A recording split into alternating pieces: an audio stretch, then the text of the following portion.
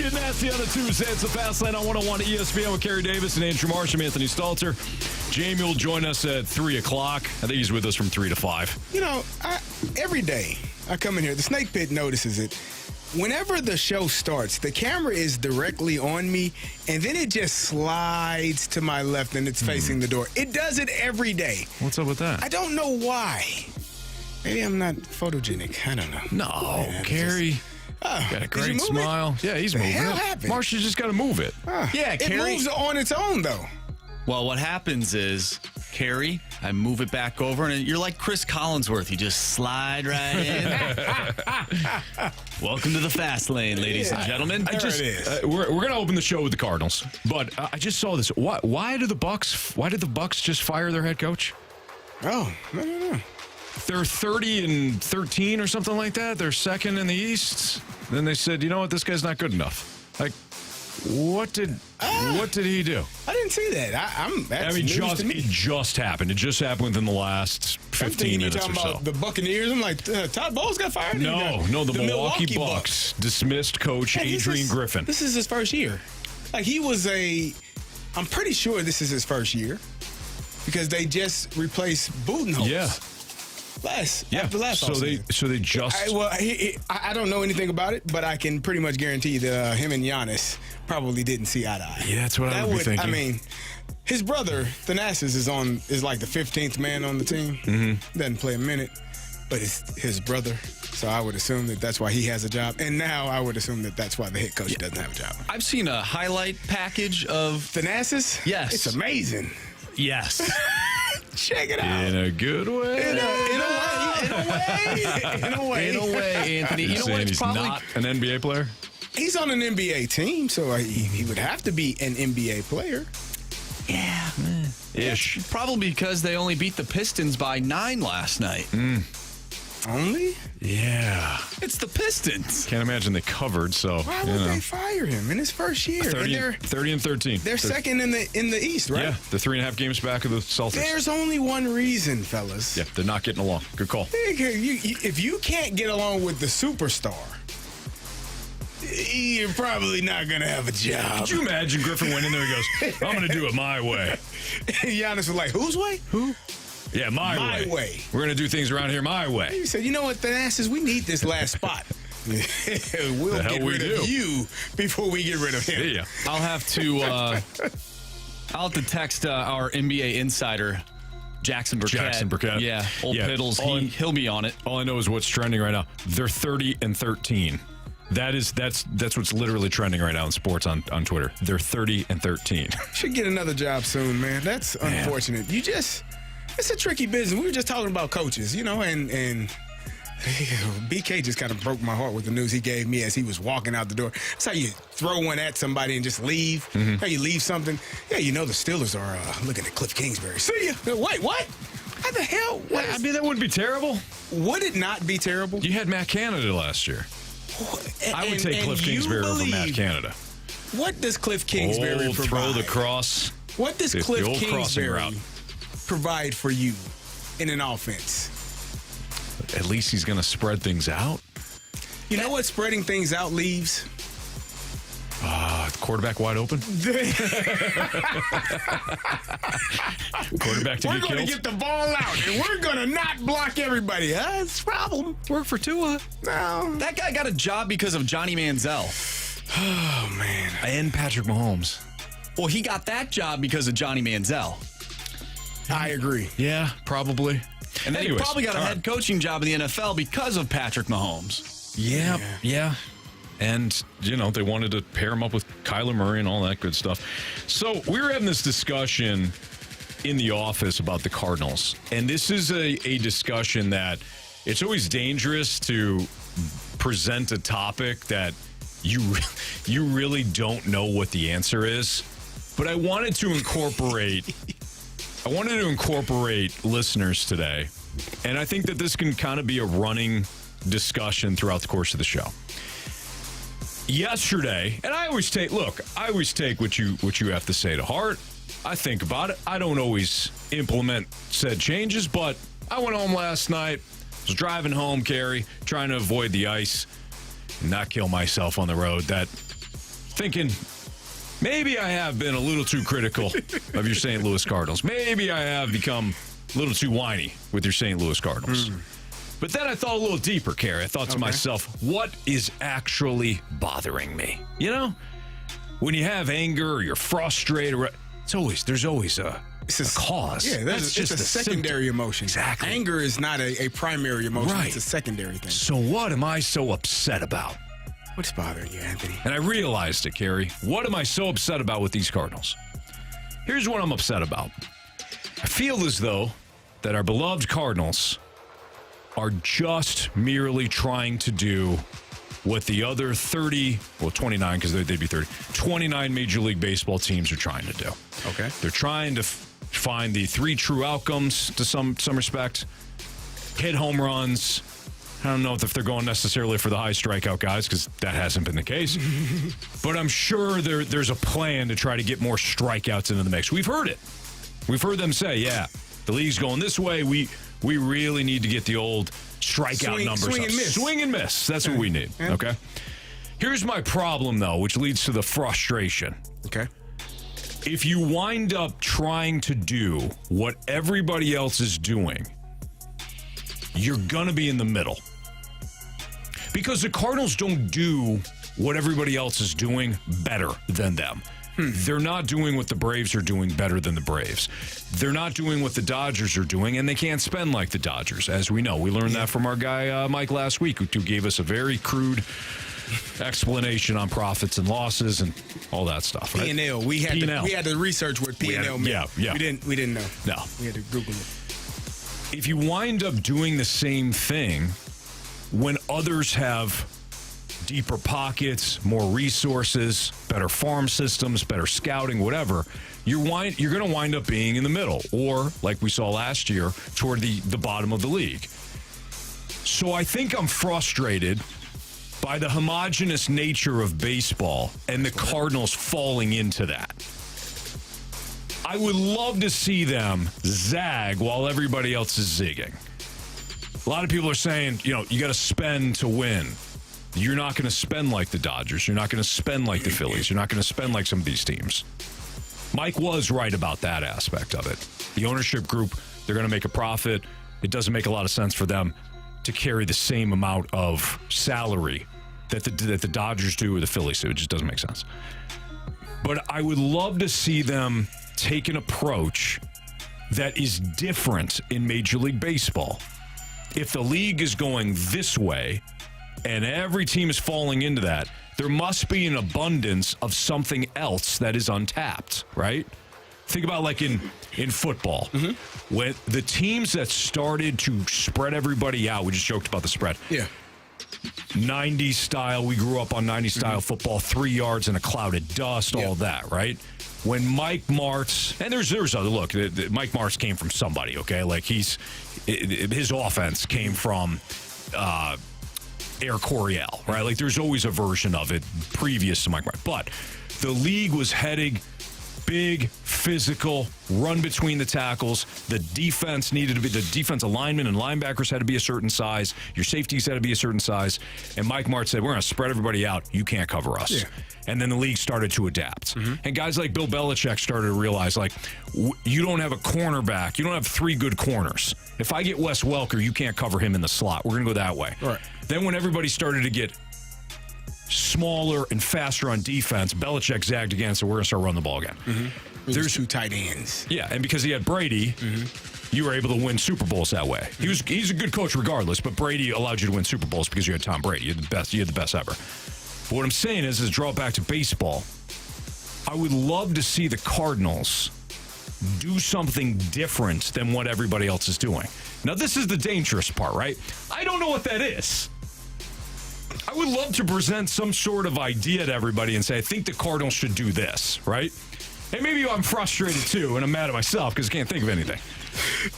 But I would love to see the Cardinals in a league that is going in one direction do something differently. Go ahead, Carey. I've been talking for 10 minutes. My bad. Go ahead. It's fine. Because you told us the other day, was it yesterday, Marsh, when he was like, I'm depressed. I'm sick of this. What did you say as you were walking yesterday. out? Yeah, you were because we were talking about the minutia and like. And it was depressing, right? Yeah. And so Frick James from the Snake Pit says, "Oh no, Anthony has reached the final final stage of depression. He is in the acceptance phase. No, I'm bouncing back. Accepting. That's the final stage. Like you finally accept that that's where the Cardinals are. That's who they are, and just deal. I'm trying to help. Come on home. No. I'm trying to just help. come on home. I'm trying to provide a solution here. There is none. Because I can't be the only one that's frustrated. You're depressed. Clearly, no. This is depression. This is an intervention we're having here. Us, me, Marshy, you, I didn't realize. the Snake Pit, the text line. We're all here to help you. Yes. Because the level of depression that you're displaying is it's a little bit, it's scaring me a little bit. It is. We're going to have to bring in a specialist, too, at 3 o'clock. 3 to 5, we'll bring in the specialist. He's going to have to talk you. He's going to add to the intervention. You know, we're going to talk you off of the ledge because it's not great. We get it. I think we have all accepted the fate because we were talking about this in the office that, you know, does another 90-loss season, what does that do to this organization? Yeah. It maybe collapses. I don't know. It's possible. Wouldn't that be a good thing so they could break out of this cycle? No, because they won't. And that's the part you have to accept, Anthony. I can't. You have to. No. This is who they are. But sports is about innovation. No, It's about breaking the cycle. Find somebody that is innovative, that is going to bring a different level, a different mindset to this Cardinals organization. Where does that start, Anthony? It starts at the top, Carey. Okay, so as long as the top stays the same, do not expect very different results. But, Carey, I got people yelling at me every day saying I need to hold the Cardinals accountable. Maybe I have more power than people realize. I don't know that you do. Maybe. Hold on here. Maybe the DeWitts are listening and Mo's listening, and I can get through to them by saying, hey, now's the time to zag, right? Like, instead of trying to hit the ball out of the yard, which I get it, right? Like instant rumper. Why don't you play small ball? Like, just go all small ball. You know? Or that sounds good. Here's what you could do. You could get a base hit, bump the guy over, maybe get a double. Boom, there's a run. Nobody wants to do small ball now. Yeah. So find a bunch of players that just they do the small ball stuff. Anthony, nobody wants to do it. Well, there's got to be players out there that... You know why they don't want to do it? Because when it comes time for contract time, no one cares about sacrifice bunts. Well, it's perfect because this team can't is filled smell. with those guys, we can't smell. We can't spend. You're going to have to get people to buy into that. Right. Winning cures all. I am with you there, brother. But I don't know that. I mean, they sent the rookie sensation down because he didn't drive the ball high enough, Anthony.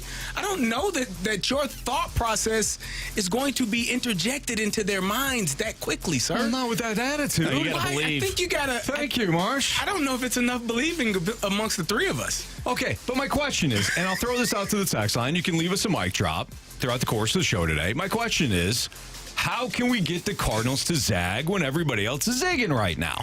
Anthony, I'm trying to be productive. You're trying to keep me down. I'm trying to give you some trying to keep the perception of Cardinals down. reality. They literally didn't change. They said they didn't realize that the shift would have that much of an impact. Mm-hmm. Nothing changed with the pitching. Nothing changed with the base running. The bases are bigger, Anthony. Nobody stole more bases this past season. We got to get guys that can run. The shift in their minds. The shift is gone? Yeah, it was implemented at the start of the season. You got to have everybody on their correct side, which means you got to pitch to that now. You can't.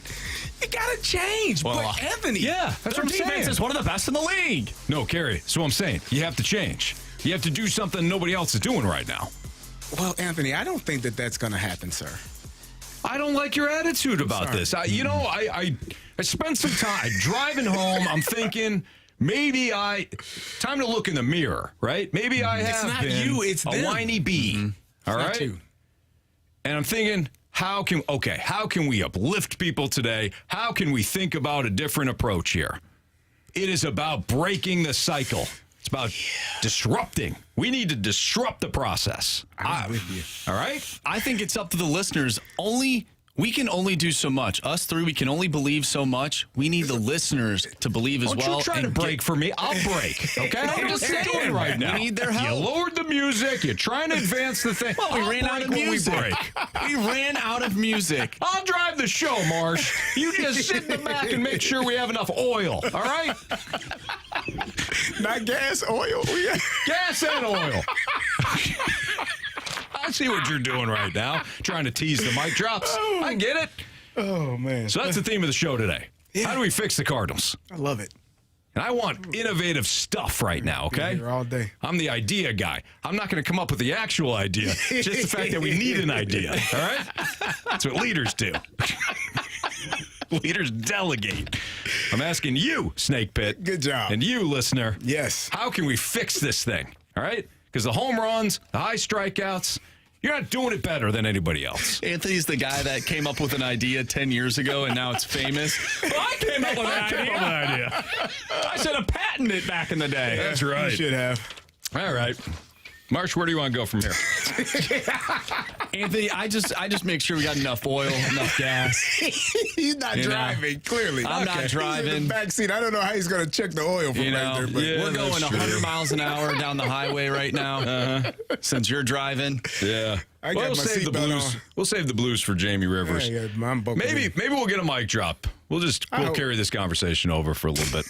If anybody else can figure out why Adrian Griffin was fired from the Bucks at 30-13, text that in too. We'll talk sports next on 101 ESPN.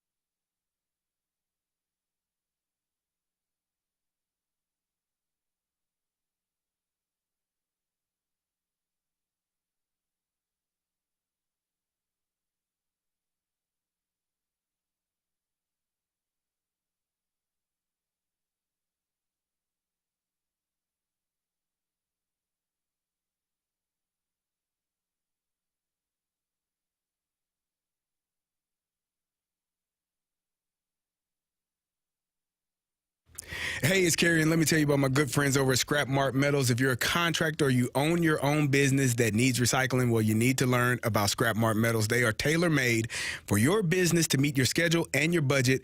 They know that job site cleanup for contractors can be a mess. You need to set up a business account with Scrap Mart Metals to recycle metal. It's one less thing that you have to do during cleanup. If you're a plumber, heating and cooling, an excavator, or any type of contractor, Scrap Mart Metals Recycling can make your job easier. If you own heavy equipment, they'll haul it away for you. When the time comes to end your suffering, that water heater hasn't been working, it's time to get rid of it. Scrap Mart will come take it from you and take it to one of their convenient locations, and you'll get a check the same day. Or you can haul it away yourself. They have locations in Valley Park, Peevely, and Jonesburg. If it's metal, they will buy it. Batteries, electric motors, steel, cast iron. If it's recycling, made easy. They offer convenient drive-on scale, and they have the highest payout, and you'll get top dollar for your scrap metals. Just go to scrapmartmetals.com. My guy Lucas can get you started with a business account. That's scrapmartmetals.com, and tell him Carey sent you.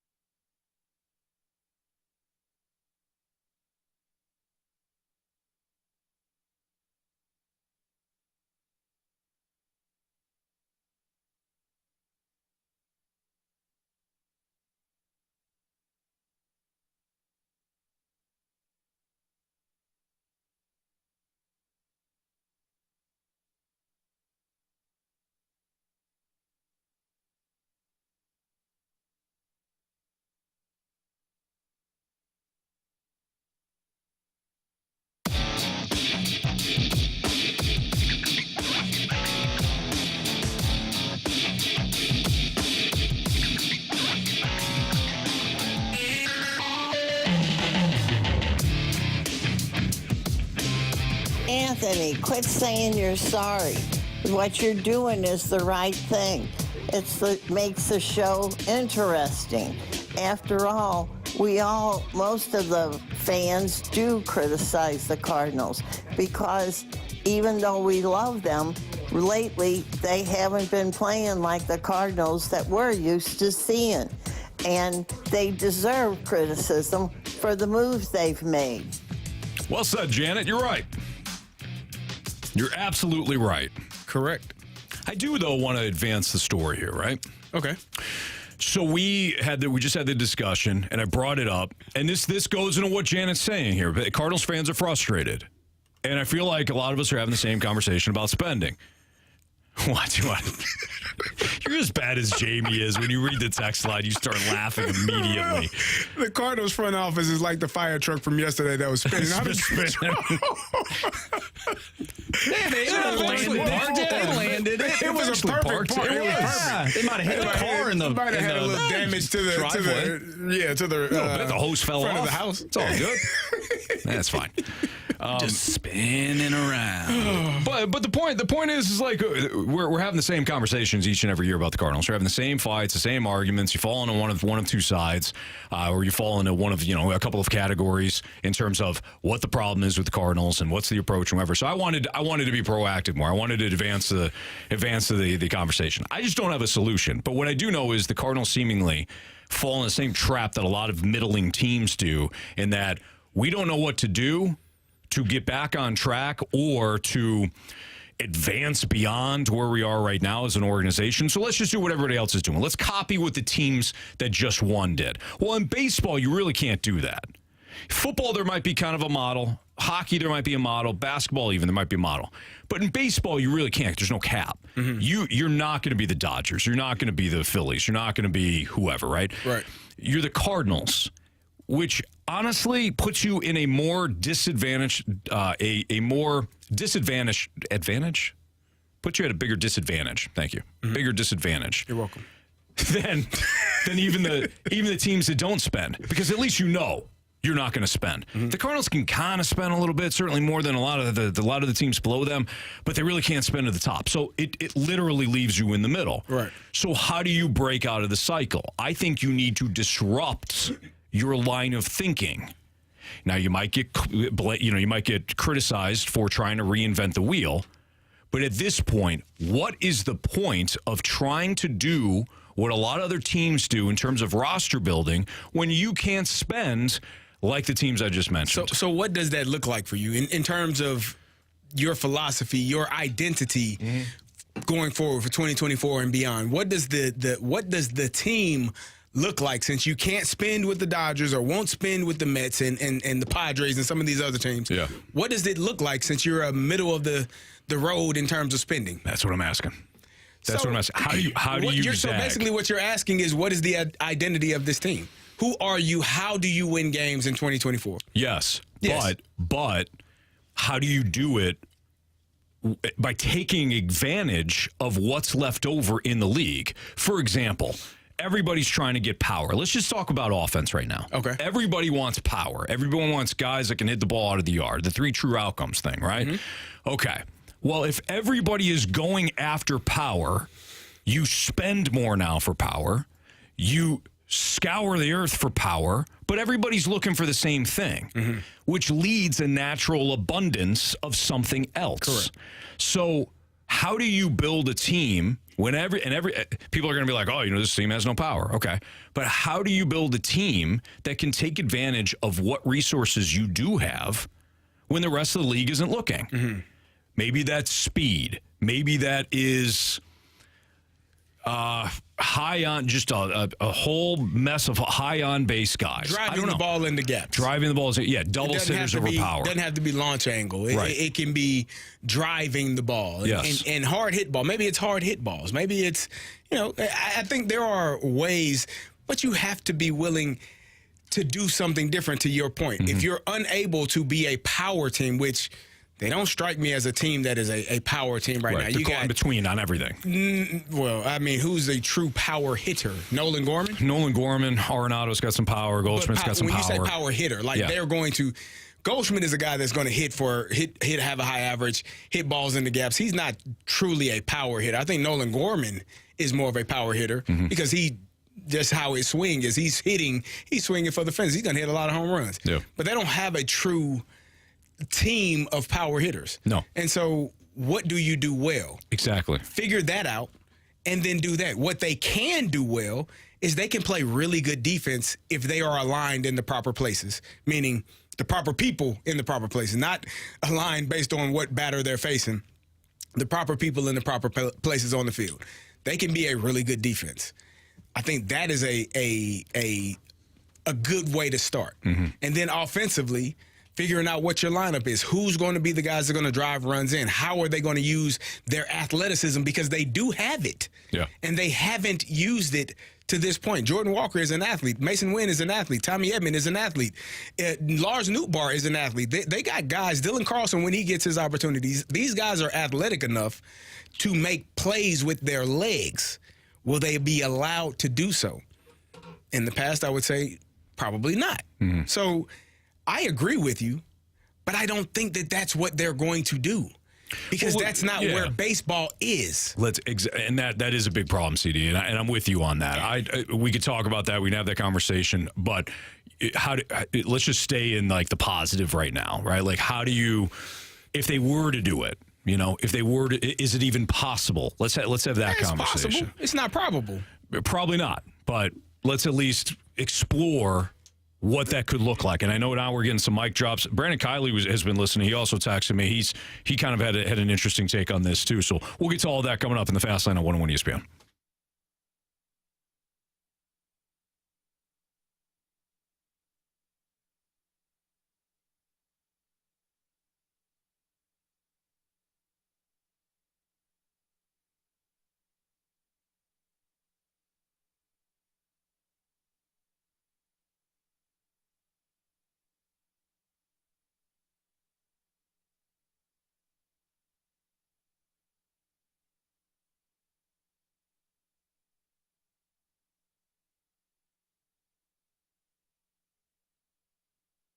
Hey, fellas, it's Carey, and if you are one of those men that are struggling when you're trying to go to the bathroom, maybe you're waking up in the middle of the night trying to urinate but just don't feel like you can go, you have a feeling of not being to empty your bladder quite completely, well, if this is you, you could be suffering from BPH or an enlarged prostate. It's a common condition for men 60 years or older, but no need to worry.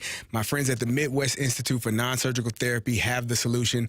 Dr. Akinwande has put together a minimally invasive procedure. It has lower risks of complications, no hospital stays, no sutures, scarring, or general anesthesia. It's relief from the uncomfortable symptoms that I mentioned above, and it allows you to resume your normal activities within a few days. If you have been to the doctor and talked about other procedures, those procedures aren't or may not be as comfortable. This one is going to be less invasive than those, and it will give you an opportunity to feel better and feel relieved, and it's covered by most insurances. So stop waiting and get going. Reach out to Mint STL today to get your scheduled appointment. That's MINTSTL.com, and tell them Carey sent you.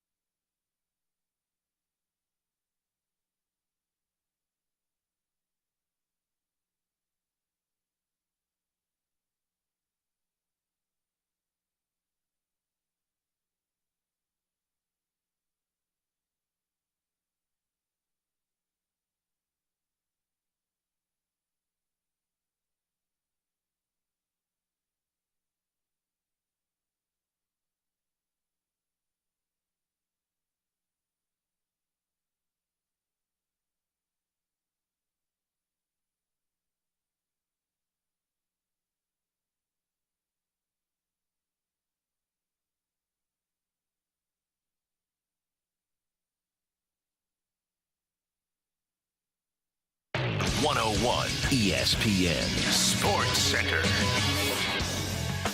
I'm Andrew Marsh. It's time for a Sports Center update driven by Johnny Londoff Chevrolet and Johnny Londoff Autoplex. The Blues are back in action tonight, taking on the Calgary Flames. Our pregame show starts at 7. Puck drop is at 8, and you can catch all the action right here on 101 ESPN. We'll talk later in the show with Joe Vitale ahead of tonight's game, so make sure you tune in to that as well. Once again, Blues Flames tonight right here on 101 ESPN. We are taking your mic drops on the St. Louis Cardinals. What are your expectations for this team? How does this team change to becoming a winning ball club from last year? What are your thoughts? Send us anything. Send it to the mic drop. Send us a mic drop. And also send us text to the Air Comfort Service text line, 314-399-9646. I'm Andrew Marsh, and the Sports Center update is driven by Johnny Londoff. Find new roads and shop 24/7 at londoff.com and londoffautoplex.com. Are you kidding me?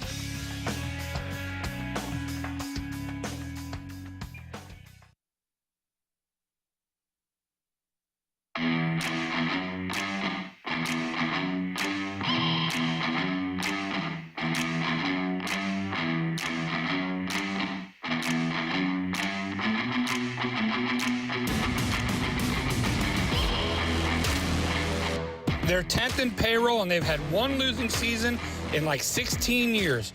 Everybody, get off the panic bus. If they have a bad year this year, if they don't make trades at the trade deadline, if they're in the hunt, then yeah, let's criticize. But last year was a lost year. Okay, move forward. That's what we're trying to do. Michael left us a mic drop. Look, people are... This is why I say a lot of times Cardinals fans fall into like certain categories. Michael falls into the category of they've had a long track record of winning. I don't know why we're complaining. Some people say, yeah, Cardinals fans are spoiled with all the success. They get one losing season, and now everybody's ready to fire up the panic bus. So Michael fits into that category. Okay, Michael may change if you have another season like you did a year ago. I agree that it's unlikely to happen given the track record. But I think a lot of people fit into the category, and I'm starting to realize that I'm in this category of I'm tired of watching the same thing. I don't want to see the team rebuild. I don't want to see the team completely tank. I don't think tanking necessarily works right now because you have too many losing teams. When the Cubs did, it was a little different. When the Astros did, it was a little different. But I fit into the category of I'm watching a team that's trying to figure out who the hell it is, and really they've got their foot in like a bunch of different squares here. We've got some power guys. We've got some on-base guys. We've got some speed guys. The pitching staff. Well, we didn't have enough guys at 8 innings last year, so let's recorrect that. But did you get the right guys? I'm seeing a team that's kind of spinning, a franchise that's kind of spinning its wheels. I also want to address one other text before we get to more mic drops. There's a text that came in that said, it's a lazy argument for me because I'm complaining about the 3 true outcomes. I'm a boomer. Yeah, they said you're a boomer. I'm a boomer. I'm complaining about the 3 true outcomes. It's lazy. You're not listening. You're not listening. I'm not complaining about the 3 true outcomes. What I'm saying is the entire league is trying to do that. How can you break that cycle? How can you be innovative? How can you be disruptive to the league? Do something to take advantage of the resources that are available. I'm not complaining about home runs and stuff. You just don't do it better than most teams. Mm-hmm. So that is what I'm complaining about, not necessarily the 3 true outcomes. I mean, we're going to hopefully find a resolution for what the Cardinals are and who they will be and how they will win games in 2024. Right. We talked about it, ad nauseum, the last couple of weeks. Just the pitchers that they signed, we agree that this pitching staff, the starting rotation, should be better this year than it was last year. I think a lot of people were excited or somewhat excited to see Jordan Montgomery pitch last year based off of what he did the previous year. I think people were excited to see Jack Flaherty, assuming that he was completely healthy. You assumed that Miles Michaelis was going to come and have another really good year and eat up innings. A lot of those things didn't work out in the manner in which they were expected to last year. Mm-hmm. And it just seemed like they were chasing their tail the entire season. If the pitching was good, the hitting wasn't. If the hitting was good, the pitching wasn't. And they just never had – it's kind of like watching the Blues. Like some games it's all there. They put it together. Ooh, this is really good. Exactly like And then some games it's like, what the hell did I just watch? Right. Who are these guys? And I think you saw a lot of that from the Cardinals last year. Yeah. And I think the frustration, people can say, oh, it's just one season. Yeah, you don't really get – that was a it was an off year, right? But it was really bad. It's one thing to miss the playoffs and not have success, but you were last in your division, a division that I think most people will agree is not a stellar division. It's not. A division that you should always be top 1, top 2 in and vying for a playoff spot.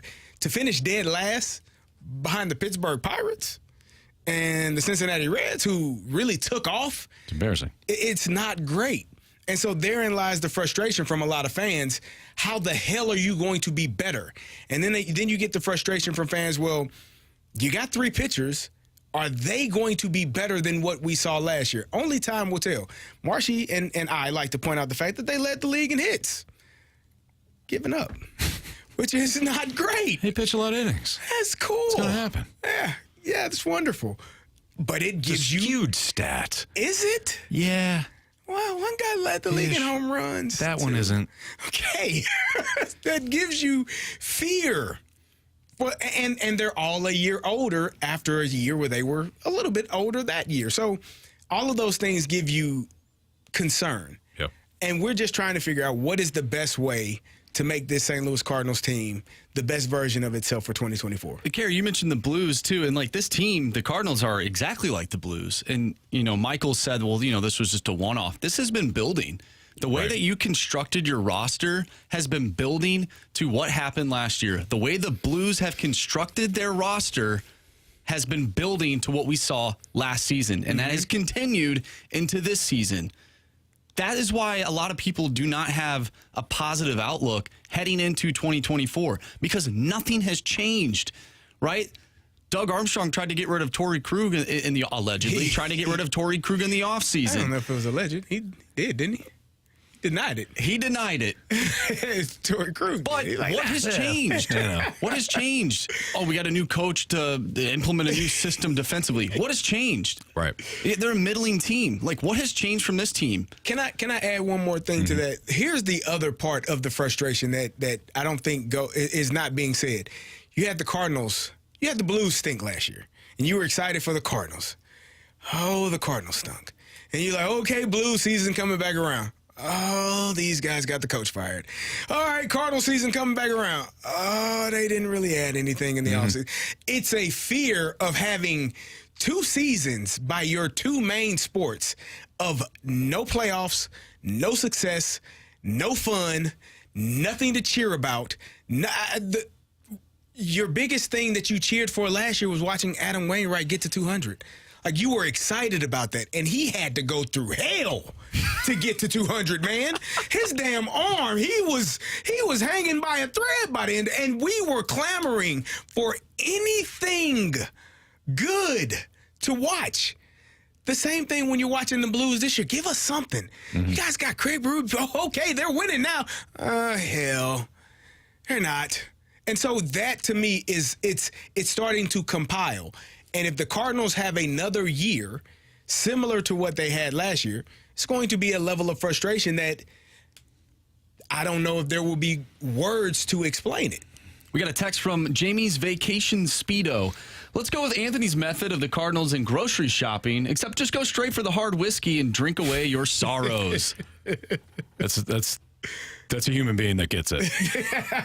That's a human being that gets it right there. All right. We didn't get to John or Chris. Appreciate your mic drops. We will play them at some point. Jamie's going to join us in about 15 minutes or so. So let's see what's trending next.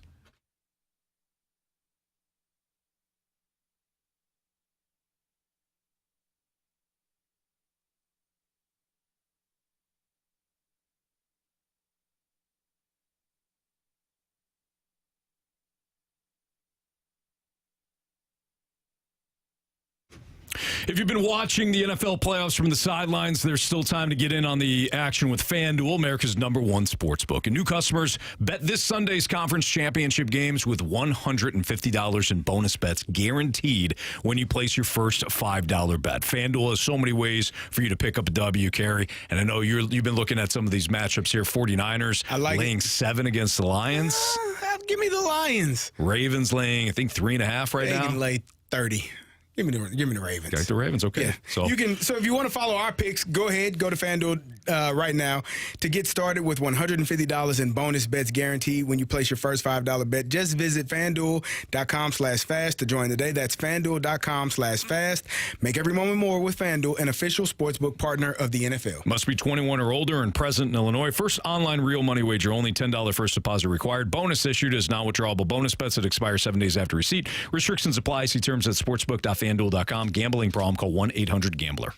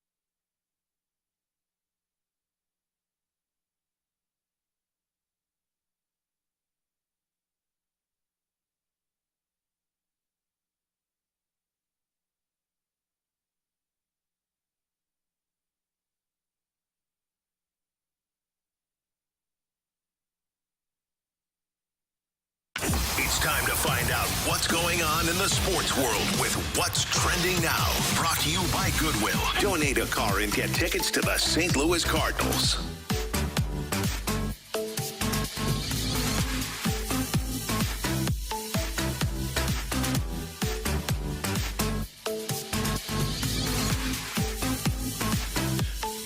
Welcome back to the Fast Lane here on 101 ESPN with Anthony Stalter and Carey Davis. I'm Andrew Marsh, and it's time for What's Trending. Anthony, you brought up at the beginning of the show the Bucs fired their head coach, even though they have like 30-plus wins. Not sure why they did that. I texted a reliable source in Jackson Burkett, a.k.a. Piddles.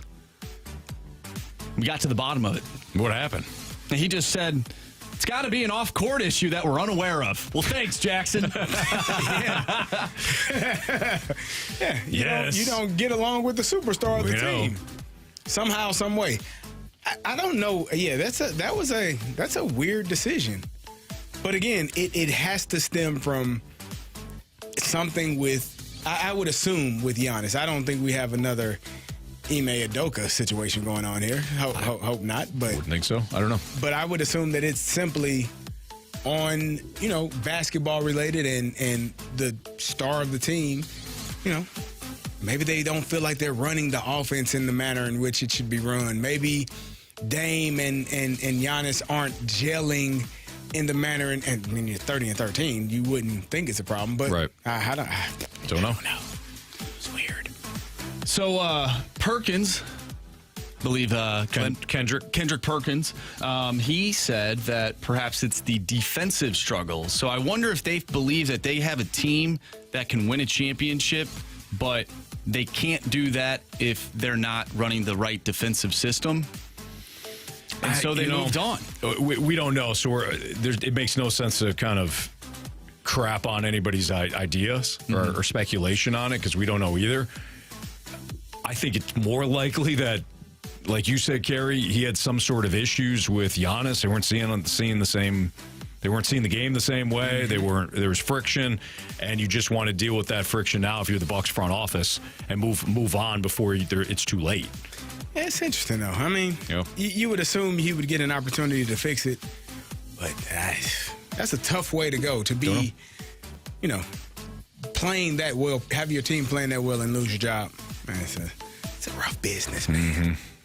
Sticking with the NBA, Joel Embiid dropped 70 points last night against the San Antonio Spurs. Speaking of defense. That? Yeah.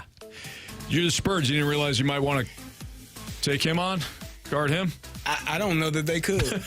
That's what that tells me. Like, where's Wemby? He was there, and I saw Joel put him in the blender. Like, it was, now, young fella, I do this for a living too, and it was not great, man. Mm-hmm. Like, it was a rough night for those San Antonio Spurs, and Joel Embiid is a really good basketball player. He MVP last year, but injuries kind of slowed him down early on, knee injuries, knee soreness. But when he's playing at the top of his game, he is a tough person to play against. Does he ever win one, though?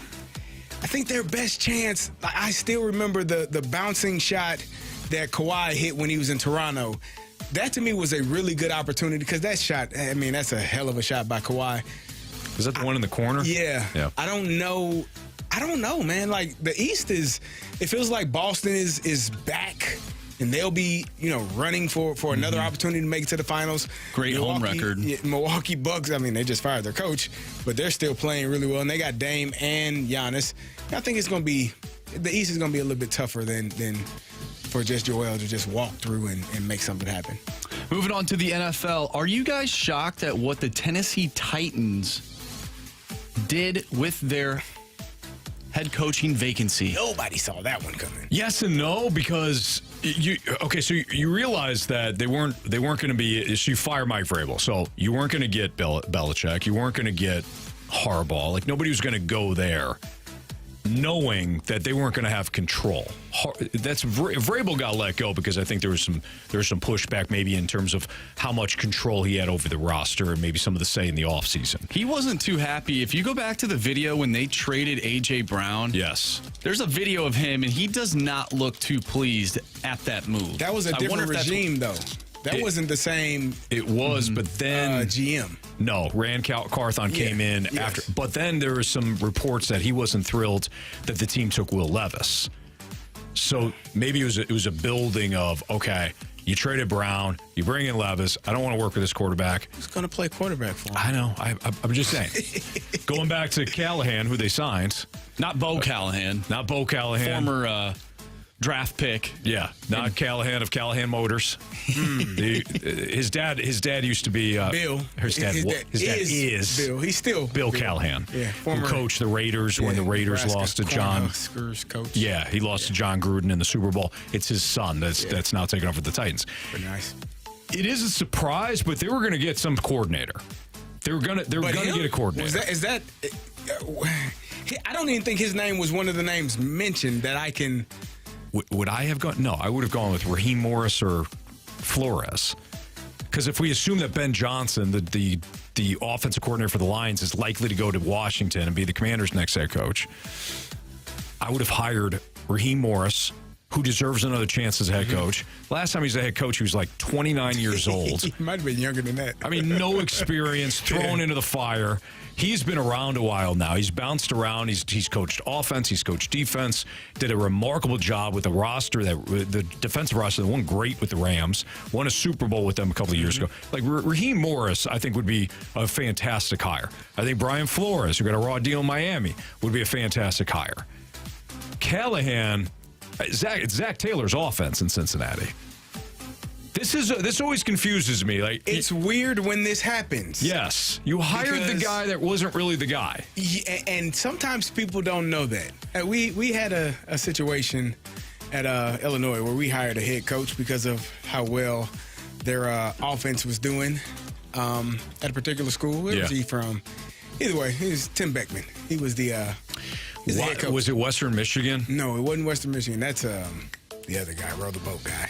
Well, PJ Fleck, yeah. PJ Fleck went from Western Michigan to Minnesota, but I thought it was Kent. Was it Kent State? Oh, maybe. And they hired him under the assumption that, he was the one calling this great offense. It was another guy that was actually doing it. Toledo. It was Matt Campbell. He was the one calling the plays. He's at Iowa State now. Yes. He's been there for a while. So he was. Tim Beckman was like 3 coaches ago for the Illini. Okay. He was at Toledo he was the OC. From 09 to 11. He was the OC. He was also at Oklahoma State as the OC. But that was the year prior to that. But anyways, you're right. He goes to Illinois and not great. Not great. So he wasn't calling the plays. It was Campbell. Yeah. It was Campbell's offense. It was Campbell's. Yeah. Interesting thing I saw here. So Bill Vinovich is the lead referee for this upcoming Super Bowl. It's his third such assignment and his second in the past 5 years. His regular season crew typically averages the fewest or close to the fewest flags per game. In 2023, his crew averaged 13.4 flags per game, tied for the 7th fewest according to ESPN stats and information. I bring this up because last year the Super Bowl ended on a controversial penalty. Yeah. So I wonder, with the remaining 4 teams left, I mean, for the most part, these teams are pretty disciplined, I would like to think. I wonder how that will factor into the Super Bowl. Are we going to see less flags because the NFL doesn't want another call looming over the Super Bowl? Marsh, I would prefer not to even know who the referees are. That's a good point. Sorry that I ruined it. No. I'm saying during the game. During the game. You forget. I don't want to see them. I don't want to know. I don't want them to be a part of the game. Obviously, you have to regulate things and make sure things don't get out of control, and you're calling the penalties that are there. But I don't want to know that they're there. They should be like ambiance, just part of the picture. Just there. You know they're there, but you don't see them. That's what I want from my referees. Yeah. Hopefully we get a good, clean game. And Call the egregious stuff and some of the ticky-tack stuff. It's a hold and keep the flow going. Clearly a hold, pass interference. That's clearly a pass interference. Call those things. Well, I wonder if it could go the opposite way, too, where if this crew doesn't call as many flags and there is a blatantly obvious penalty that needs to be called and there's not one called, then the narrative could be, well, they're missing all these calls. They're not throwing enough flags. Like, what do you want here, Right. Yeah. Well, hopefully they don't become a part of the story. That's all I ask. Jamie Rivers will join us next from the road. We'll talk a little Blues hockey with him ahead of tonight's game against Calgary. Again, Jamie joining us next here on 101 ESPN.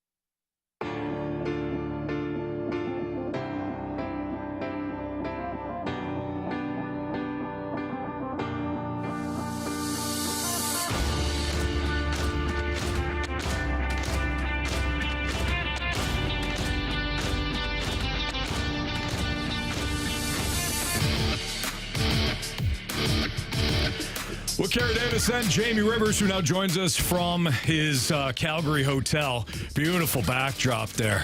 The wallpaper. Isn't it great? I mean, wallpaper I just looks like good. The fact that they, I like the fact that they let the children around here do the decor. It's fantastic. Looks good. Yeah. Jamie, how's the road, man? Cold, Anthony, cold. Although it's not much colder than St. Louis. So you got here and people are like, well, is it cold? Actually, it was colder in St. Louis, but a lot of snow on the ground. We got delayed yesterday for about 2.5 hours as they were de-icing and all that with all the crazy weather we had. So apart from that, though, it's been great, Anthony. Thank you for asking. Yeah, of course. We missed you. We missed you back We do there. miss you. Oh, thank you, Carey. All right. I believe Carey. What the hell? All right, so Jamie's joining us right now from Calgary. Blues found their winning ways, at least recently here, with the win over the Capitals, Jamie. They snapped a 3-game winless skid with that impressive victory on Saturday against the Caps. Jordan Binnington shut out for him. He only had to make 18 saves. Is that the recipe? Like, obviously, you shut out a team out, right? Like that. Yeah, that's a recipe for more wins. But for him to increases your odds. It increases your odds. For him to only face 18 or have to make 18 saves, is there a kind of a magic number where you can keep him under to know that you possess the puck long enough, your defense was strong enough, all that? Yeah, so I don't worry about the number of shots so much on Jordan Binnington because he's been able to make, so many saves so often. For me, that number is more telling as to what the other individuals did. So in a game where you give up 45 shots and Jordan Binnington gets the shutout in his first start, you're like, okay, well, the goalie won you a game there. Yeah. You get the other night against the Capitals, and the goalie helped you win a game. Obviously, he gets a shutout, but only giving up 18 shots on goal, that's a team effort. And I think that's the biggest thing that the coaching staff saw and the players saw, and even Jordan Binnington, the goaltender, following the game, as I had a chance to talk to him, he said that's maybe the cleanest game we've played all season. And all he means by that is that the team got in on the forecheck, did a good job of disrupting for the most part, gave up very few grade A scoring chances. There was a flurry in the second period where Jordan Binnington was absolutely phenomenal again, and he shut the door. But that's the winning hockey that they're talking about. And they managed the puck well. When they didn't have a play, they got the puck in deep. The third period was almost a clinic by the Blues because every time they got through the neutral zone, if they didn't have a for sure play or an outnumbered situation, they just advanced the puck up the ice or dumped it in and got in on a forecheck or got a line change, get some fresh legs out there. So the biggest thing I get out of it is that this team now knows what it looks like to play a very clean game. They know what it looks like now to put together, their best 60-minute effort. So at least now there's a reference point. Yeah. That's good for the coaching staff. Well, they know how to do it. Can they repeat it? Is that able to happen? Well, Carey, I'll answer that question the moment you give me the numbers to the lottery this weekend. Don't have them. Gosh darn it. So that's kind of been the that's the last season and a half is not so much, what Blues team are you going to get on any given night. I mean, yes, of course, that's the biggest question, but it's when they put an effort together like they did the other night, or they play good hockey, winning hockey, can they do it every single night? Can they learn from this? Can they make sure that they bring a more consistent effort? I don't know ultimately if this means all of a sudden they've unlocked some secret combination and now they're going to go out and play 60 minutes every single night. I'm not sure of that. But I do know that this road trip in particular is a massive road trip. You have the Calgary Flames and the Seattle Kraken. They're both right in and around the wild card spot. There are two teams that are competing heavily for a playoff spot right now. And then you got the Vancouver Canucks, who just happen to be the number one team in the NHL. This is a road trip where the Blues have to look back on Saturday's game, pull from that, and they have to duplicate it as much as possible. If they don't, if they go on a losing skid or it doesn't look good, this stretch of 3 games could ultimately decide, where they end up falling when it comes to the playoff race. Jamie, one of the things that we've been talking about, and we may have even had the conversation with you too, is how do you win? How do you win? How do you lose? How are you winning games? How are you losing games? And I think when it comes to the Blues, they're losing games in a variety of ways. They're winning games in a variety of ways. Have you seen any sort of consistency yet among the Blues when they win games that will lead them to winning 3 in a row, 4 in a row, 5 in a row, and actually make some damage or some headway into getting into the wild card mix in the Western Conference? Yeah, the way they do that is playing, very direct hockey, that north-south game. For me, the biggest problem that the Blues have, or the biggest area where they start to scramble and the game, you can see it kind of unraveling, is when they start playing side to side out there, to where when the puck is in the neutral zone, and instead of advancing the puck, they're looking for a cross-ice pass or a little pass into the middle of the ice, and they get a little cutesy-wootsy out there, or they try to make one more play inside their blue line. That always comes back to bite you. For me, there's one line on this hockey team that should be given the, not exemption, maybe a latitude, if I'm going to put on my lawyer hat, a little latitude for the Thomas, Kyrou, Buchnevich line. It's not that they're your most creative players. They are 3 creative players in their own right, but they're the 3 guys that have the dynamic ability to make some of those plays, but still on a short leash. If it's a 1-goal game or you're in a tie game, you can't be going side to side. You have to be moving the puck forward. You have to be putting the puck into areas where you can get it. You have to be getting to the net. You got to get pucks in bodies to the net. That's the way you're going to have to do it. So for me, that's ultimately what it looks like, is you got one line with just a little more leash out there, and the other 3 lines out there playing a really, really direct, predictable game. And I don't imagine, Jamie, that they have the components, or else you wouldn't say that, right? Like the Blues have the components about what you just outlined. They just need to execute. Yeah, I totally agree. Like, look at the rest of the lineup for the forward group. So tonight you've got Saad, Shen, and Neighbours. What does that line tell you? That line tells me straight ahead hockey. Running over guys, getting to the front of the net, cycling the puck down low, getting in front of the goalie. Those 3 guys scream that to me. And then you got Kevin Hayes, Oscar Sundqvist. You got Nathan Walker. You got Sammy Blaze back in the lineup, like Toropchenko. All of these guys scream to me that they can play a very north hockey game. Moving pucks forward, getting to the net, crashing, banging, making life miserable for the other team's defenseman, making life chaotic for the other team's goalie. They can do it. This is where they just have to make sure that they bring their work boots to every game. It doesn't mean you have to bring your A game. Nobody brings their A game every single night. I mean, a couple of guys, maybe McDavid or Nathan McKinnon this year seems like he's got an A game every night. But the Blues just have to bring their work boots. If they can outwork the opposition, they give themselves a chance to win. Jamie, talk to me about Braden Shen. Since he scored in that shootout, I guess a couple of weeks ago now, he's had a point in 6 of the last 7 games, and he was struggling getting any points prior to that. What have you seen from him since that has taken place? A more direct game, Carey. Like, look at him out there. He's hitting guys. He's getting to the front of the net. He's shooting the puck when he has the opportunity to shoot the puck. So for me, it just kind of burst the bubble for him a little bit in Carolina when he scored that shootout goal. And we talked about it right after. I said, that could be the moment where it switched. Heck, I picked him to score the first goal the next game and got paid off for it in our goal game. So, I just think that sometimes veteran guys like that who play so hard and care so much, they get in their own heads sometimes, and you start to doubt yourself. It's human nature. Whenever you're not completely successful every single day at what you do, you start to doubt your abilities. And I think that Braden Shen kind of put himself into that spot.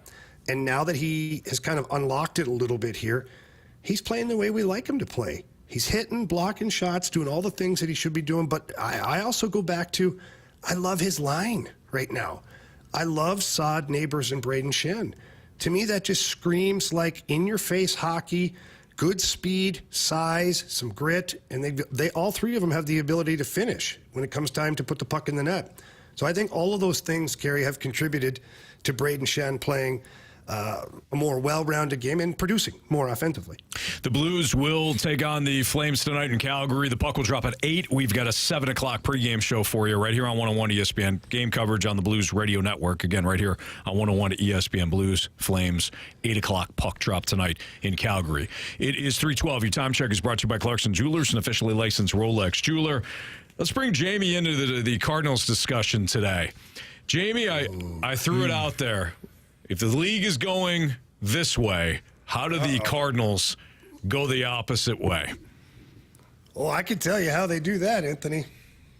Yeah, but They've in already like shown us. No, in a productive way, Jamie. In a productive way. Oh, my Yeah, bad. Sorry. yeah, no, winning. I didn't get the assignment. In a My winning bad. way. We got some mic drops on this, too. We'll do that next in the Fast Lane on 101 Can't ESPN. wait.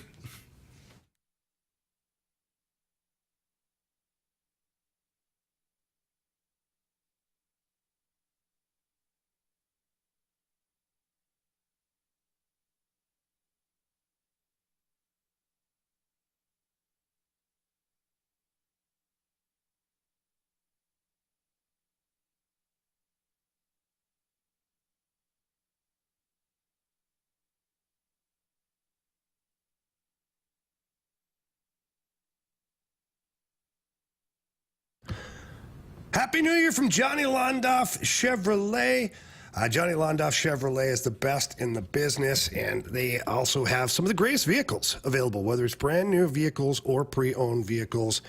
They've got you covered. And if it comes to the 2024 Chevy Trax, that's an unbelievable little SUV. It's good size interior. It's got impressive features available, and it looks really sharp out there, and you can get it at an affordable price at Johnny Londoff Chevrolet.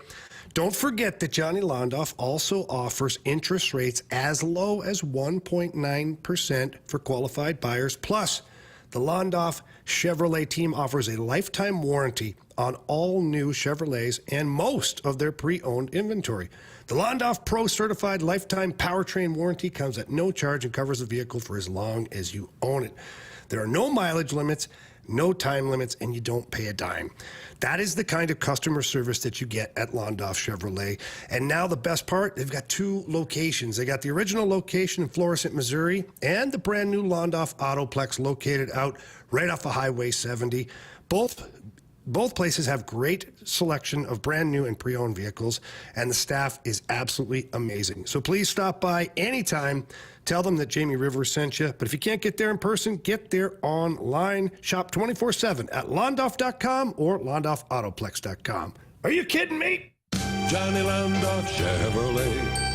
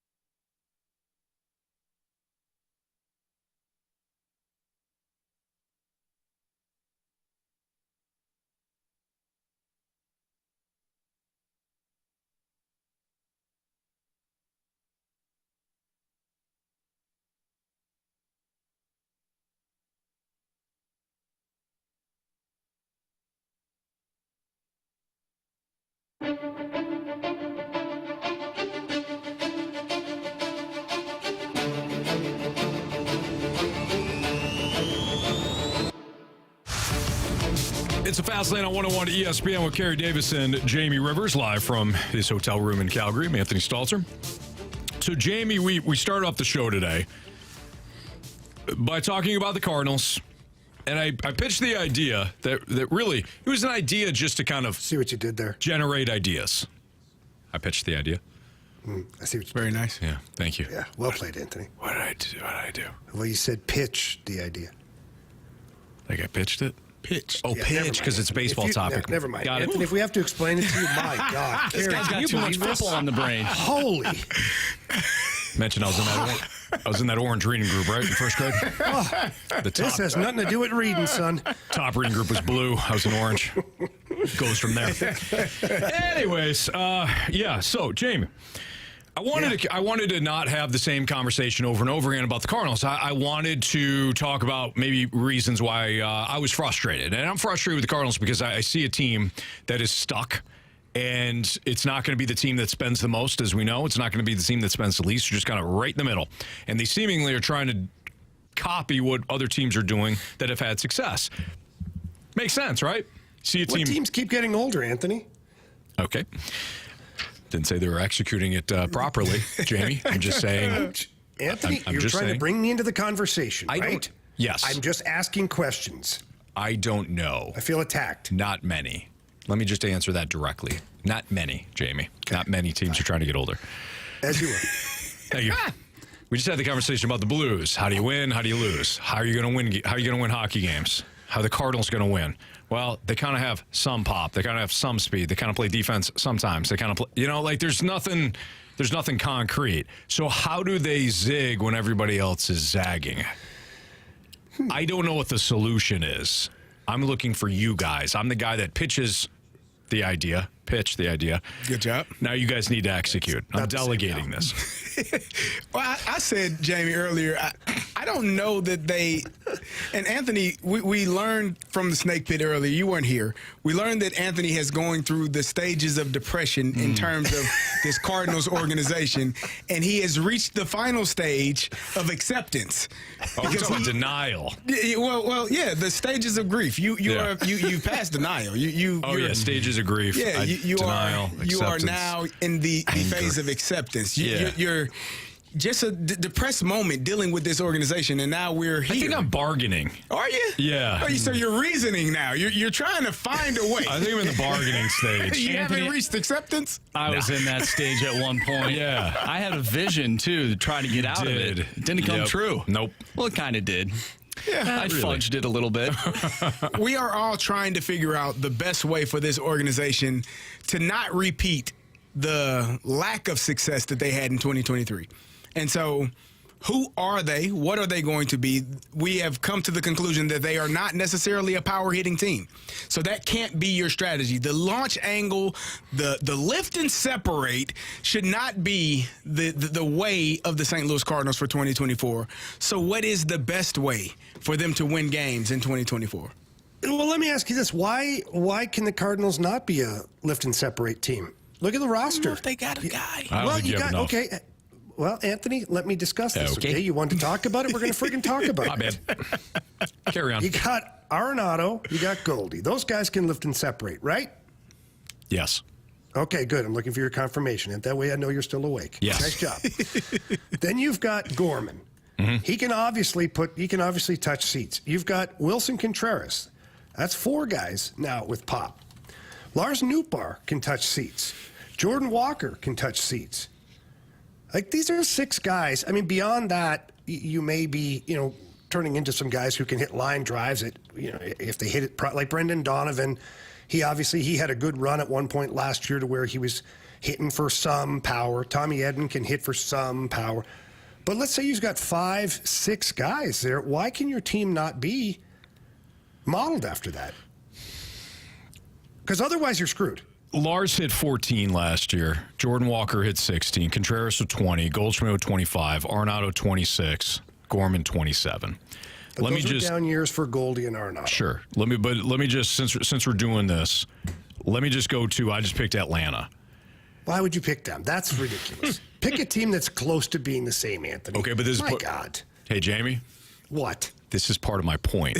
You're not doing so. You want to be a lift and separate We team. just want to win the division. Ask Carey.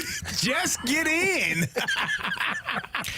If you want to be a lift and separate team, great. Matt Olson hit 54. Acuna hit 41. Ozuna hit 40. Riley hit 37. Albies hit 33. You had nobody that hit over 30 last year. The Braves had 5. What you're trying to do, you're not good enough to do, which is my Okay, overall point.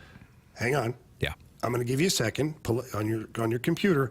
I want you to pull up the Milwaukee Brewers. Okay, I have a reason why I'm doing this. Pull I up have the the Milwaukee team home Brewers. runs. Individual home runs now. Team home, what did they? As a team, Carey, they hit 165.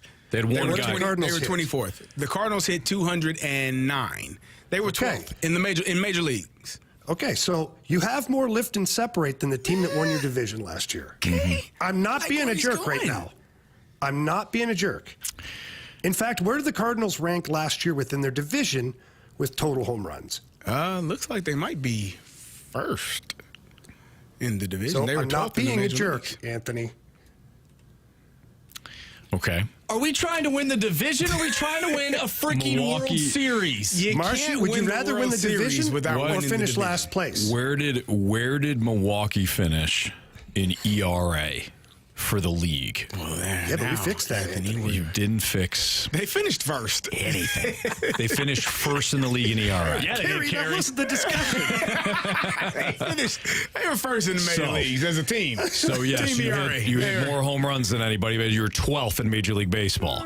We were 24th. The in Brewers said, ERA. we're not worried about that. We're going to shove it where the sun don't shine. And while they didn't do anything in the playoffs again, they still made the playoffs by winning the division. You're not great at anything. So how do you get great at something? Are you chasing what everybody else is doing and getting average results? That's my question. And can you change organizationally to say everybody's trying to hit home runs, everybody's trying to strike everybody out? Can you build a team in a different way because you now have an abundance of what nobody's looking for? That's my question. I don't know if you can. That's my You question. sound really good, Anthony. Right? I don't think that they should be a team that thrives off of the home run. I think they should use their athleticism, get on base. Hopefully it's not station to station, but if it is, bun a guy over, play some small ball at times, drive balls into the gaps, use your athleticism to get from second to home, from first to third, and put yourself in scoring position with less than 2 outs. Those are the things that I want to see from this Cardinals team for 2024. It's too many runners left on base. Too many times you got guys to third base and couldn't drive them in because you were unwilling to hit a sacrifice fly, because you were unwilling, you guy on second base, you were unwilling to hit the ball to the right side of the infield to get a guy over. Those are the things that win games. Everything is not going to show up in the stat sheet. It's not always going to be, oh, this person did this and this is outstanding. Some things, the only people that know you did it are the people in the dugout. And those are the ones that'll pat you on your back and say, man, we needed that. Appreciate you. Good job. And that should carry more weight than anything on a stat sheet, because the ultimate goal for everyone should be winning a championship. And what do we need to do to win this championship? Am I going to sacrifice something for the greater good of the team? Am I going to do something that's going to allow us to be a better version of ourselves? If I'm not, I probably shouldn't be playing. And the coach should probably find people that are willing to do that. But that has to be the mindset. And I don't think it can be the mindset when you're telling your future superstar right fielder you don't hit the ball high enough and hard enough and out of the park. I don't think that philosophy meshes with what this team should be. And so I think we're in a bad place. Maybe they just want him to lift the ball to hit a sac fly. Yeah, I don't think that's what they were talking about. Well, but guys, hang on. What's the remedy then? Because this is your roster. Like John Mozeliak has told you already, like this is your roster. There's no major shakeups coming. Yeah, there's no major additions coming. And that is the crux of why we're talking about this. Like people. But then what else are you going to do, Anthony? You've got Arenado and Goldie. Yeah. Those are supposed to be your guys. They both had down years last year. So you're hoping, Rhode Island, that you're going to have those guys get back to close to what they were even the year before that. Sure. But after that, like, this is your roster. There's no savior coming. There's no big free agent that you're going to go grab. None of that stuff. No, Jamie, you're absolutely right. 100% correct. You asked me, and I'm gonna make people upset with me now. People are going to get very hurt feelings after this because some people want me to be, positive Pete. But Jamie, you asked, so what are you going to do? I'm going to tell you what they're going to do with this roster. If they win the division, they're going to get bounced in the first round. If they don't win the division, they're going to finish like third. You're not good enough in certain areas. Are you improved from a year ago? Sure, I'll buy that. And if you get guys like Walker that take the next step and Wynn that takes the next step, can you be better than a year ago? Yes. I'm looking at more than that. So for the people that are upset saying you're not providing any sort of positivity, you're just bitching and moaning about the Cardinals all day long, I will concede to you that you should be able to see a more improved Cardinals team than the one you saw a year ago. I'm thinking big picture, though. Is that going to be good enough to win a playoff series, let alone 3 playoff series? Yeah. The answer is no. So let me ask you this then. If we're going down this path right now, and we just talked about the number of home runs. So the Cardinals were first in their division in the number of home runs. Just leave that out there, and they were not first in ERA. Don't know where they ranked, probably last to second last in ERA. That's my guess. Don't have it in front of me. But if their pitching staff is, let's say, third in the division in ERA, and they're first in the division with home runs and offense and that kind of the pop. Yeah. Like, does that change your mind at all for a first round? I'm not saying World Series. Yeah, sure. To me, you're still a year or two away from trying to build a World Series, maybe 3 years, depending on what path you take and how Goldie and Arenado do from here. Mm-hmm. But does it give you hope that they could actually compete to win a playoff series?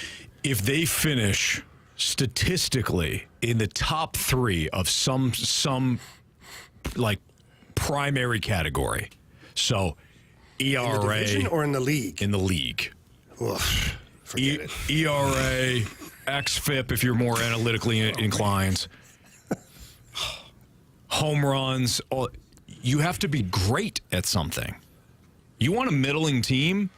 Finish middling in most of the key statistics. You say 12th. Well, they led the division in home runs. They're 12th in the league, though. 11 teams in the league were better than you at that one category. So this is my overall point. Now, what you do about it, that's kind of why we're having the discussion. All right, we'll move forward here. It's the Fast Lane on 101 ESPN. Let's play Are You Sold next in the Fast Lane.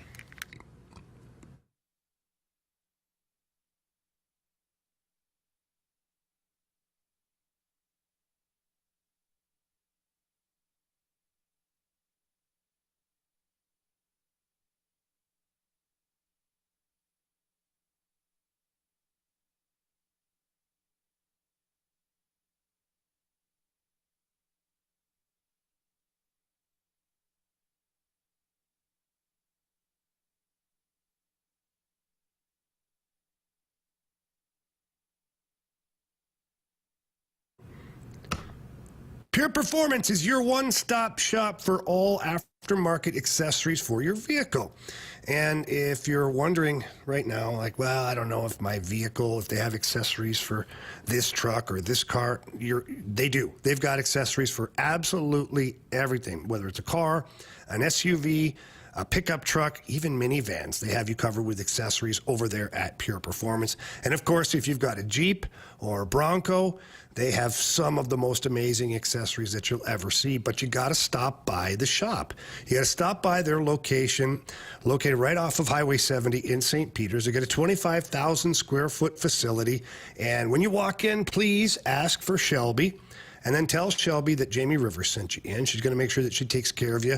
And then she's going to show you around. Maybe it's fender flares that you're looking for. Maybe it is gauges. Maybe it's a computer chip that you're looking for under the hood. Or maybe you just need regular tires and wheels, because they've got all of those too. And they have a full service garage. So anything that you're doing while you're in there, you can get taken care of by the technicians in back. And I can promise you this, when you get your vehicle, you're going to freak out. You're going to love it. You're going to want to thank everybody at the shop. You're going to want to thank me. And you're going to drive off that lot feeling super proud with your vehicle because Pure Performance is the best in the business. So please, again, stop by in person or online at pureperformance.com. That's pure, P-U-R, performance.com.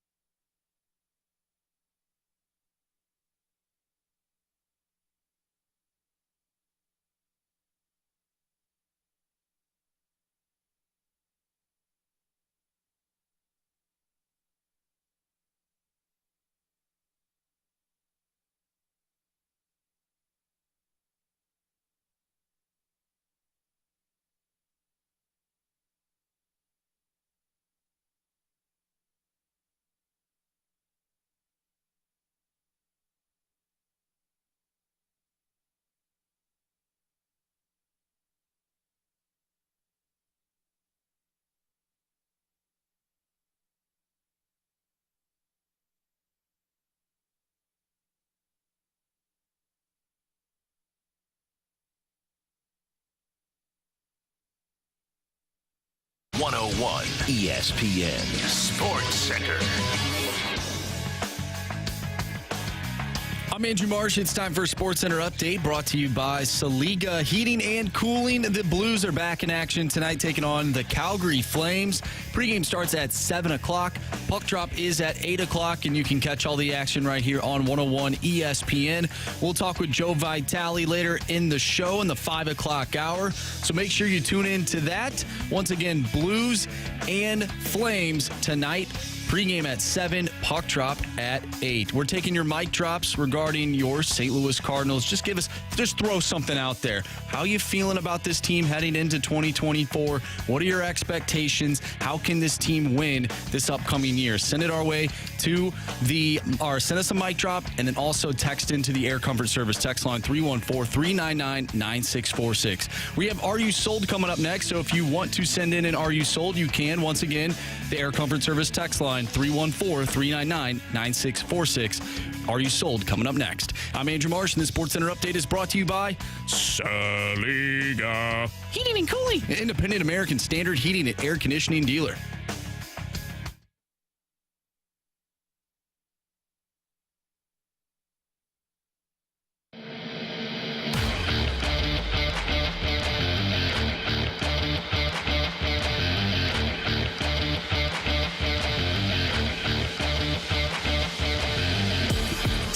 You Sold in the Fast Lane on 101 ESPN with Carey Davis. I'm Anthony Stalter. Jamie Rivers live from his hotel room in Calgary. Here's Andrew Marsh. All right, gentlemen, are you sold on the Cardinals being a contender if their bullpen is top 10 in the league? Wow. Am I sold? No. Where's the starting pitching? That's a very good question. If the bullpen's top 10, but the starting pitching is 25th, are we robbing Peter to pay Paul here? So I would say no on Are You Sold without that information. Because you could be top 10, and that just means you are, not allowing as many runs. But if your starting pitching gave up a lot, then you're still losing games. Right. So bullpen's awesome. We lost 9-5. Yeah, and 8 of those runs came from the starters. Yeah, Yeah, that's where I'm at with it too. I'm with you, Anthony. No, I'm not. Gotta be cohesive. Gotta all tie in together. Work well. One group leading to the next, and then the next. What you're saying is this team needs to play. What's it called? Complementary baseball. Complementary baseball. There it is. Better? That too. Complementary baseball. What'd you say, Nice job, Jamie. Did you say, Marsh? Better? Yeah, just better. Just play better. Play better. If you don't like it, play better. Go ahead. It's as simple as that. From the 314, are you sold that Roger Goodell would prefer a certain team in the Super Bowl that will bring a certain girlfriend and all the extra publicity she delivers? I don't think he'd hate it. I don't think you would hate it either. I think it might. The Super Bowl is the biggest sporting event, right? Single day sporting event of them all. Yes. So I guess because you still get casual fans. So even if they're not, football fans, they're still going to tune in. So even the Swifties that weren't Super Bowl fans, I'm sure have watched a Super Bowl or seen Super Bowl commercials. I don't know if it's going to help in that regards that much, but it ain't going to hurt. Oh, you're talking about Taylor Swift. I was thinking about Jared Goff's girlfriend. Have you seen her? Oh, my goodness. Yeah. When they won that game against the Vikings, a certain Telling video you what, came that out. guy, talk about out-kicking your coverage. My Lord.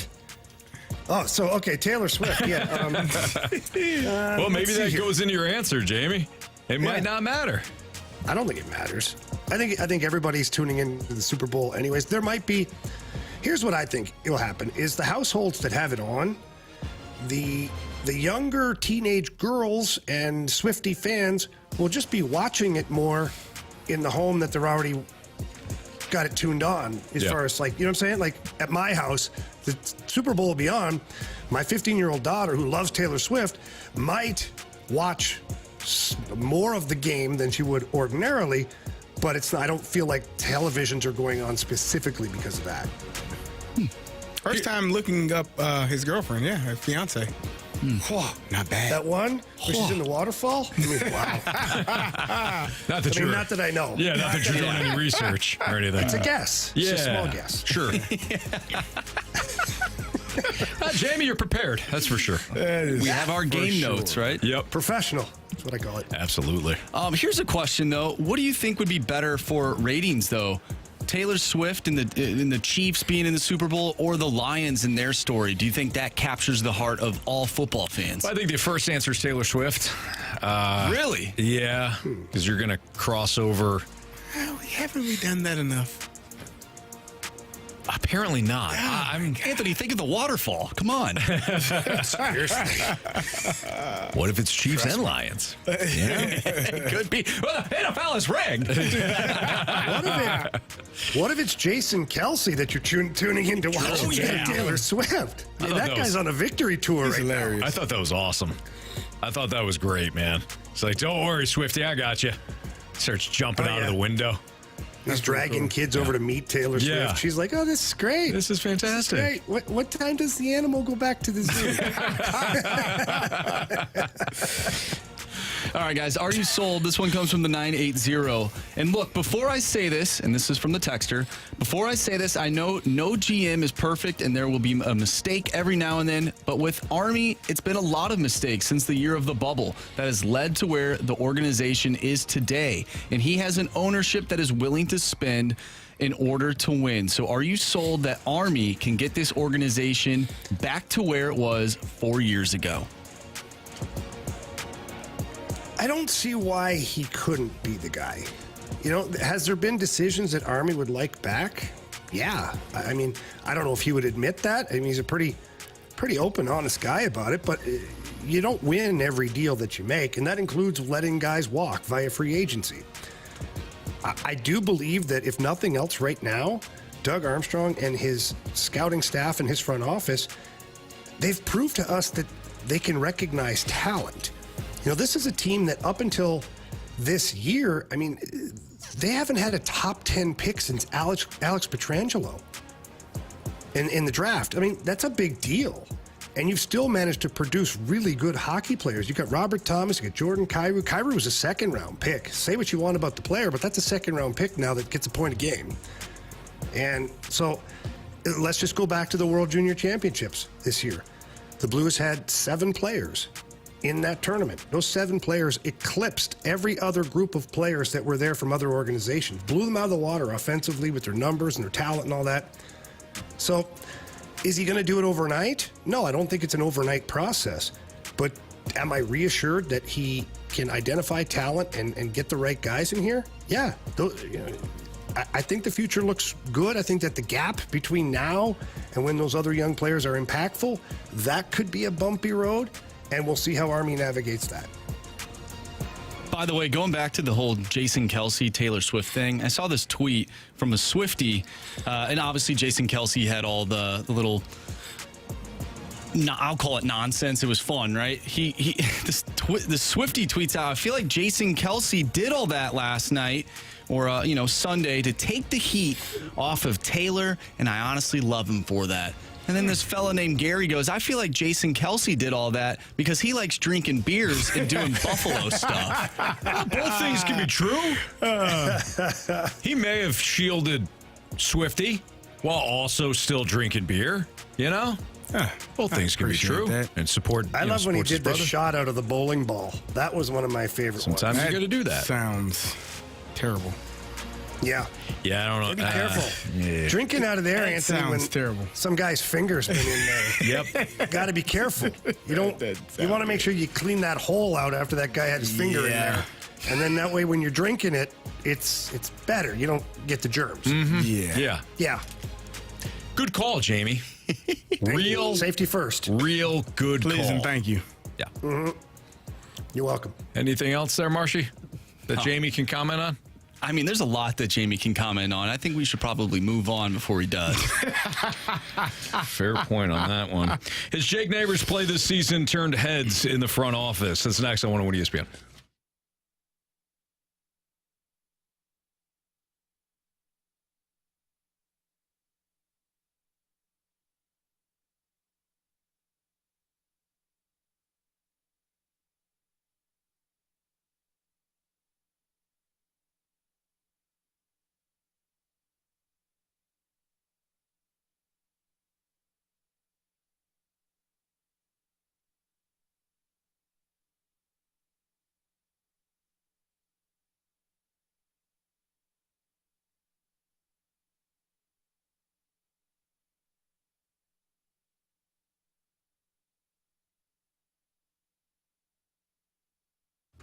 Last week, Jamie left the show a little early so that he could head down to the Missouri Athletic Club downtown for the Blues Hall of Fame dinner, and it wound up being an outstanding night, and that's kind of what the MAC does. It certainly wasn't his first event at the MAC, and it wasn't the first time that the MAC absolutely nailed it. They're always top-notch when it comes to their various events that they have. The College Basketball Writers Association Awards that we've participated in that night winds up being fantastic. So the downtown spot, historic, right?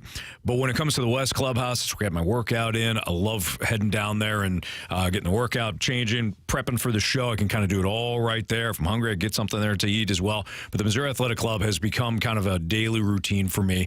I enjoy it. I enjoy going down there, and I love participating in the events as well, like I said, at the downtown spot. That's my MAC, the Missouri Athletic Club.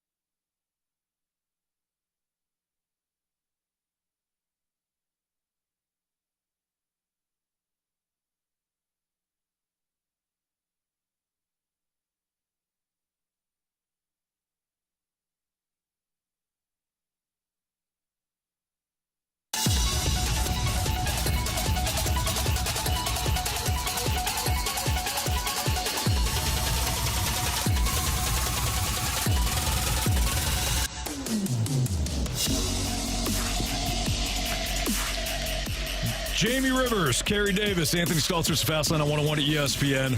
Jamie, has Jake Neighbours' play this season turned heads in the front office? Could his play lead to the Blues moving on from other forwards at the deadline if they do wind up becoming sellers?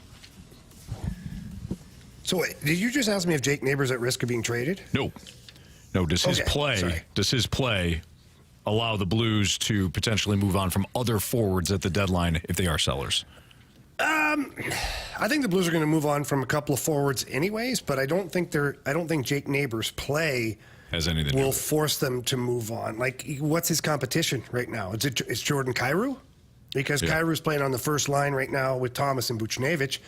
I don't consider Buchnevich or Kyrou competition for Jake Neighbours. I don't feel like he's going to muscle either of those guys away from the team because he's a different style of player. Yeah. So the biggest thing for me is that he's turned heads in the most awesome way. Like, I'll tell you, I'll just be honest. My scouting report on Jake Neighbours was I thought he could be a 10 to 15 goal scorer in the NHL. I thought his ceiling was maybe a third-line player. And what Jake Neighbours has done is he went and worked on his game. He's in incredible shape, but his pace of play is way better than I thought it could be. I thought that, it's not that I thought he was a slow skater. I just thought that his pace of play would take him a little longer to get there. And when he gets there, that the ceiling would be maybe middle six forward at best. He's proven me wrong. He's done a fantastic job this season. He brings everything to the table that the Blues need in a forward. He gets to the net. He scores. Almost all of his goals are within 5-6 feet of the net. Most of them recently have been right literally in front of the net. He's getting rewarded. He goes to the front of the net. Anthony, he took the answers to the test and he used them.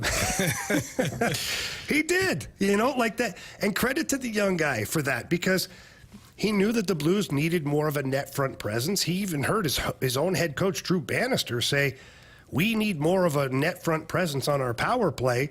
And then subsequently went and put Jake Neighbours on the first power play unit in front of the net. So what does that tell you? He wants you to be the guy. Mm-hmm. And Jake Neighbours has been the guy.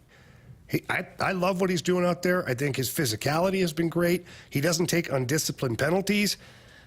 So for me, he's turned heads in the right way, and he's made me a believer that Jake Neighbours can be a 20 to 25 goal scorer on a regular basis. Jamie, for him to be one of the younger players, he seems to be the most consistent, or one of the most consistent. Why is he able to do that, but you have veteran guys that have such inconsistent play?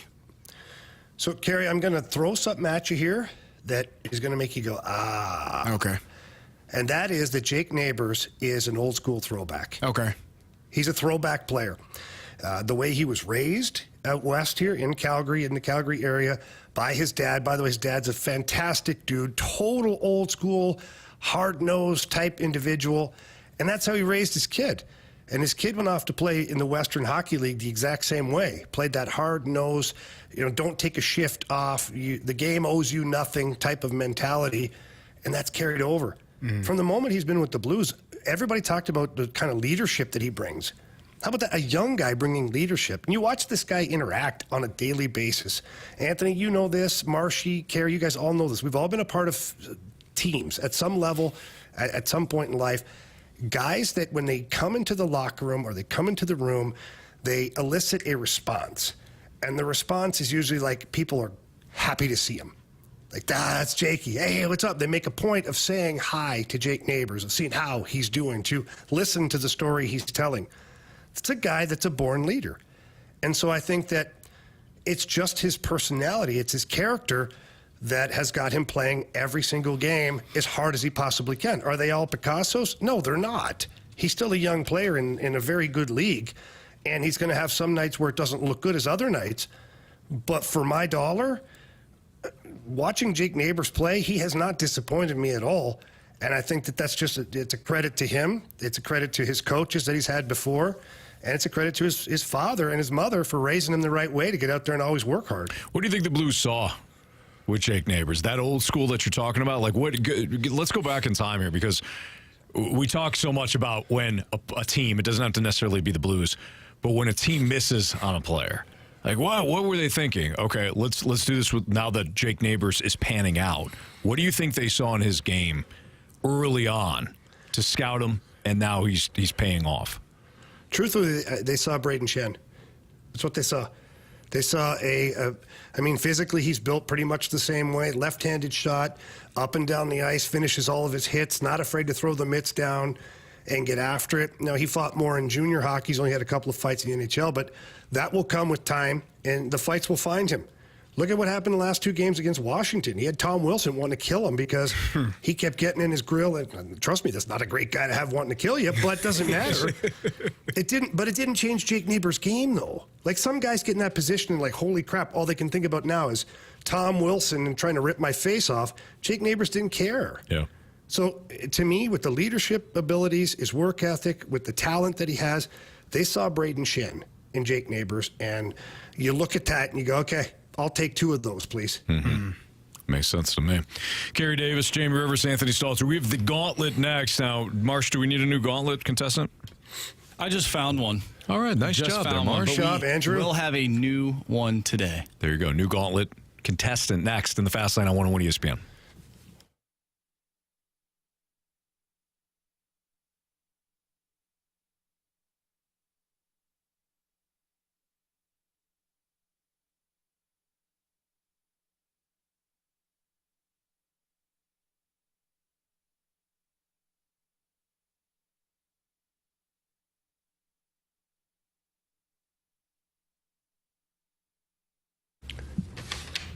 Dirt Cheap, your one-stop shop for all party things necessary. One thing I can tell you about Dirt Cheap is that they have the best deals going out there. And don't be confused by the words Dirt Cheap. That is simply describing the prices because the product is awesome. They have a lot of high-end wines. They've got the high-end bourbons. I know this because I go to Dirt Cheap and I get my bourbon there. And they've got some of the goodies. They've got Bullet. They've got Elijah Craig. They've got Angel's Envy. Got myself a bottle of Blanton's one time by stopping by Dirt Cheap. They are by far the best in the business. And they also right now have a Maker's Mark has their own a snow day. And this is a private barrel selection that was selected by the people at Dirt Cheap. And that's the only place where you can get it. And I can tell you what, it's awesome. These cold winter days, get there, get your Maker's Mark Snow Day. It's a nice, smooth pour, little burn at the end. You're going to love it. I'm telling you right now, it is fantastic. And the app is fantastic, too. Download the Dirt Cheap app. You can check out even more specials, more giveaways, VIP clubs, all sorts of things available there. And they also have the availability for delivery. Get on the app, place your order, have it delivered to your home, or you can even have it set up to where you drive up and pick up, whatever you need for the weekend or for a party, because Dirt Cheap has you covered on all fronts. So please walk into any location, tell them that Jamie Rivers sent you in. They love that. And remember to have fun, but be careful out there.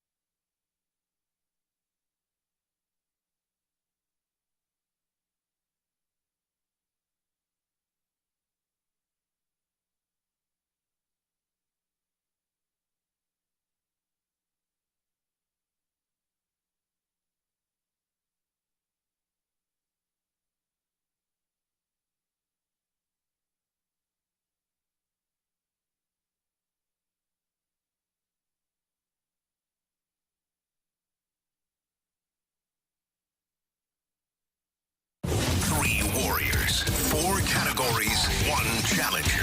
Can you master the Gauntlet? Brought to you by Master, your hometown source for business communications for more than 30 years. Visit masstour.com. All right, it's Fastlane on 101 ESPN with Jamie Rivers and Carey Davis. I'm Anthony Stalter. We've got a new contestant for the Gauntlet. It's Jermaine. What's up, Jermaine? Hey, what's up, fellas? How y'all doing? Doing great. First time in the Gauntlet? This particular format, yeah, I've done the fight. You beat me up a couple times, but I did. I haven't done the Gauntlet. You beat me, yeah. You beat me in football. Oh, I got lucky, Jermaine. I got lucky, man. I don't know about that. All right, so is this a revenge spot for you? Taking me, or do you want to take on Carey, Marsh, or Jamie? You got the full crew here today. I'm a rock with CD. Okay. New kid, man. Yeah. Keep getting bullied, man. Jamie, we've established this. We're Carey's the new guy, so everybody's kind of picking on Carey. Getting bullied around here. Yeah. Well, you stood up yesterday. I fight back. All right, so CD's going to make his way into the cone of silence. Jermaine, you're going to tell Marsh to spin the wheel. Go ahead. Spin the wheel, Marsh. What are you hoping for? What category? Football. Football. All right. It'll probably be hockey. He's been getting baseball a lot. We haven't seen random a lot. What do we got? Oh, baseball. We got baseball, Jermaine. Carey? Yeah, that sounds about right. You all right with that? Oh, yeah, let's do it. Okay. Let's do it. All right, so Marsh is going to give us the cone of silence. He's going to give us the launch codes. Carey is in the cone of silence. Here we go. All right, Jermaine, as you know, you're going to get 4 questions, all baseball. Each question is worth 2 points unless you ask for the options. If you ask for the options, those questions are worth 1 point. Are you ready? Yes, sir. All right. Question 1. Let's see. I think Bradford wrote these because these are longer. Matt Carpenter is returning to the Cardinals on a 1-year deal. Back in 2013, Marp clubbed 55 doubles across 157 games.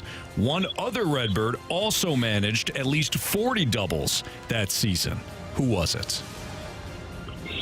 Okay, 2013. Yes, sir.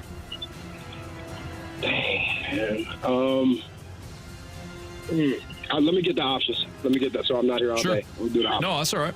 Matt Holliday, Carlos Beltran, or Yadi or Molina? It wasn't Yadi. Yadi too. No, it wasn't Yadi. Let's go Holiday. Final answer? Yes, sir. All right. All right, Jermaine, question number 2. In 2019, the Baltimore Orioles made Adley Rutschman the first catcher to go number 1 overall in the draft since what other backstopper?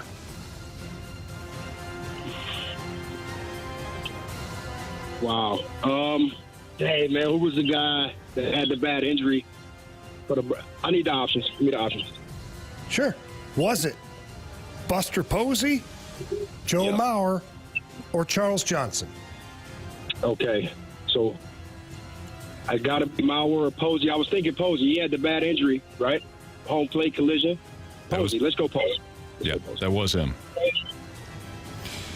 All right, question number 3. 5 relievers in Cardinal history have notched 100-plus career saves.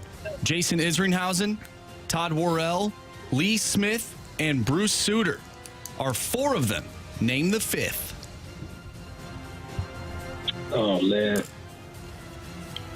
Can you give me those guys again, please? Yep, so 100-plus career saves. You have Jason Isringhausen, Todd Worrell, Lee Smith, and Bruce Sutter. Who was the other one? Name the 5th. 100 saves. You said 100 saves? 100-plus career saves. I need the options. Options are Trevor Rosenthal, Al Urbanski, or Dennis Eckersley. For the Cardinals? Or at all? In Cardinal history, 5 relievers in Cardinal history have notched 100-plus career saves. You have Izzy, Todd Worrell, Lee Smith, and Bruce Sutter. Who was the 5th? All right. I'm sorry, man. Can you read those options one last time? I'm going to be real quick. All right, so you have Jason Isringhausen, Todd Worrell. He wants the options. No, the options. The options. Gotcha. Trevor Rosenthal, Al Urbanski, Dennis Eckersley. Let's go Urbanski. Final answer? Yes, sir. All right, Jermaine, question 4. Veteran flamethrower Aroldis Chapman has agreed to a deal with the Pittsburgh Pirates, excluding the Buccos. For how many National League teams has Chapman pitched? So excluding the Pirates, how many National League teams has Chapman pitched for? Excluding the Pirates, I know about the Reds. Excluding, let's go 2. 2 final answer. No options. All right. We'll welcome back Carey from the Cone of Silence. Marsh, can you? He's on his way in there. All right, Carey's heading back in here. Jermaine, how you feeling? Man, not great. I could have missed every one of those easy. So I have not great. Okay. Not great. Hold strong here. We'll see what kind of. Carey's always in a good mood, but we'll see if Carey's locked in here. Always ready, and smiling and happy. Yeah. What do we got today? Well, Marsh, go ahead and tell him. We have baseball, and you should pack a lunch. Wheel spun baseball. It'd be great, Carey. All right. Gosh darn it. Well, for some reason, you just reminded me of Zach Galifianakis. For some reason, it'd be great, Carey. Just like in the background. Yeah. All right, are you ready? I'm ready. Here we go. Question number 1. Matt Carpenter is returning to your St. Louis Cardinals on a 1-year deal. Yes. Back in 2013, Marp clubbed 55 doubles across 157 games. One other Redbird also managed at least 40 doubles that season. 2013. Who was it?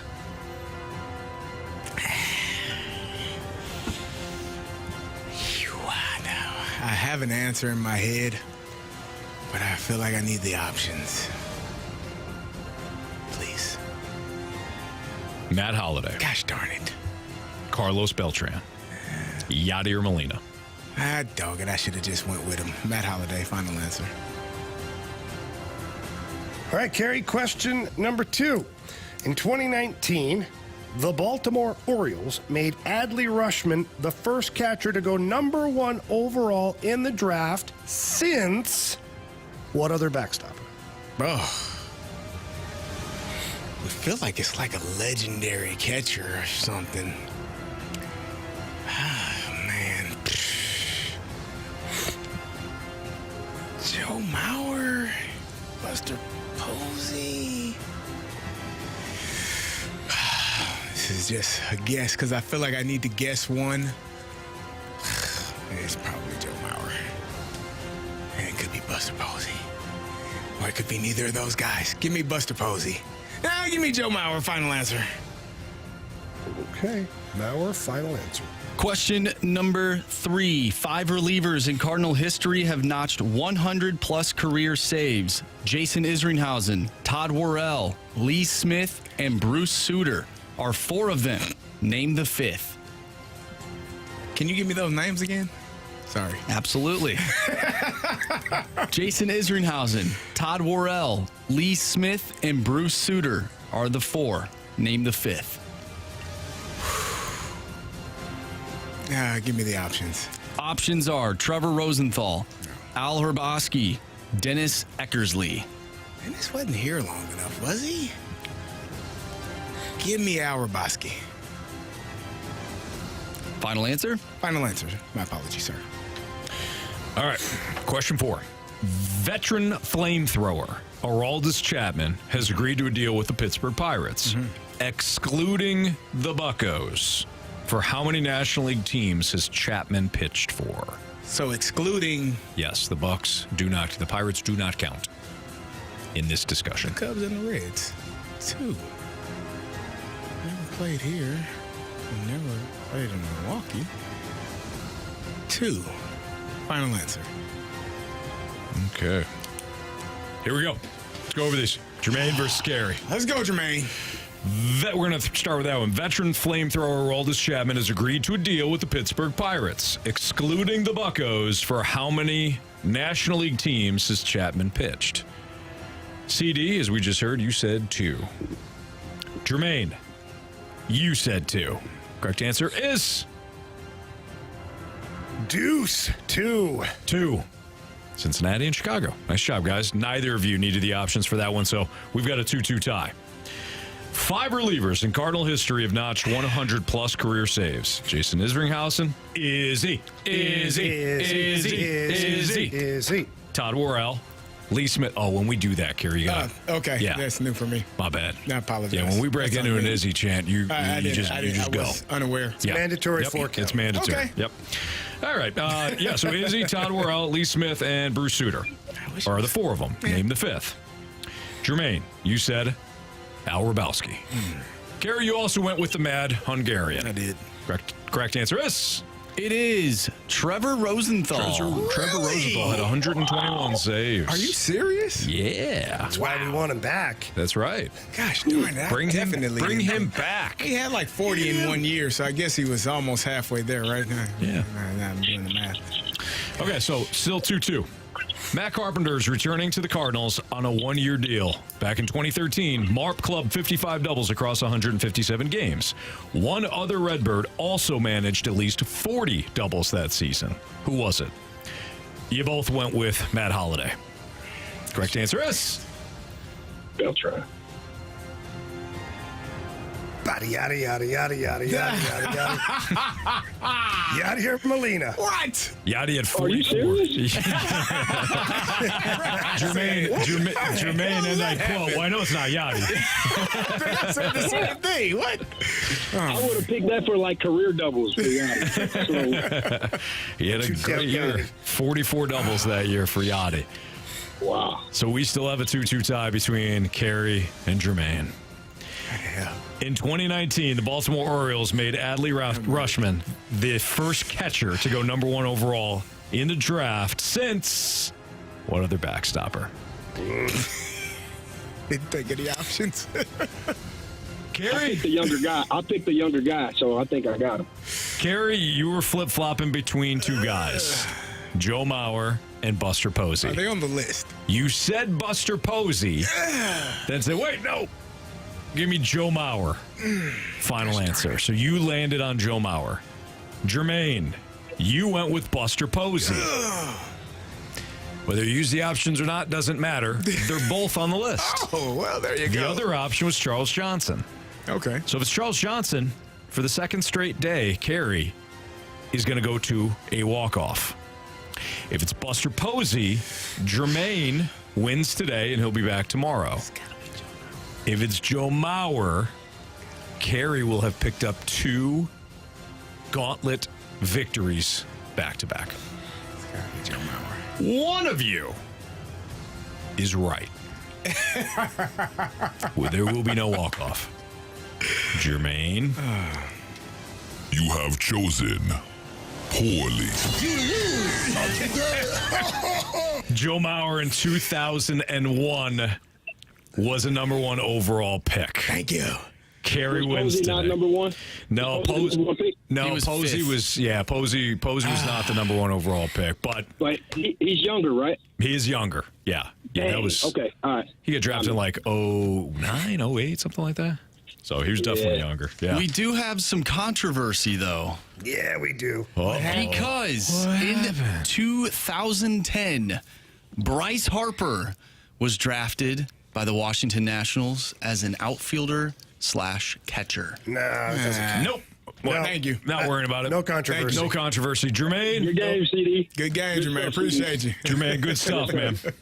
Thanks for All right, listening. y'all. Appreciate y'all. All right, you too. Yes, sir. Thank you. Thanks I for was listening. just Thanks for watching playing. something on Joe Mauer a couple of days ago. Were you? Yeah, look at that. You were thing you prepared. were. Just like Jamie doing all that research on Jared Goff's girlfriend. Yeah. You were Hey, also guys, I'll prepared. tell you what. I will continue to do said research. I may help you Good with job, that if you Jamie. want to come together a yeah. meeting of minds. Maybe we a can, collab many or people as we something. can. Yes. Carey. Yeah. It's fine. There you go. All right. We never got to the mic drops on the Cardinals theme of the day. How do you fix the Cardinals in terms of how do you get them out of kind of this middling approach?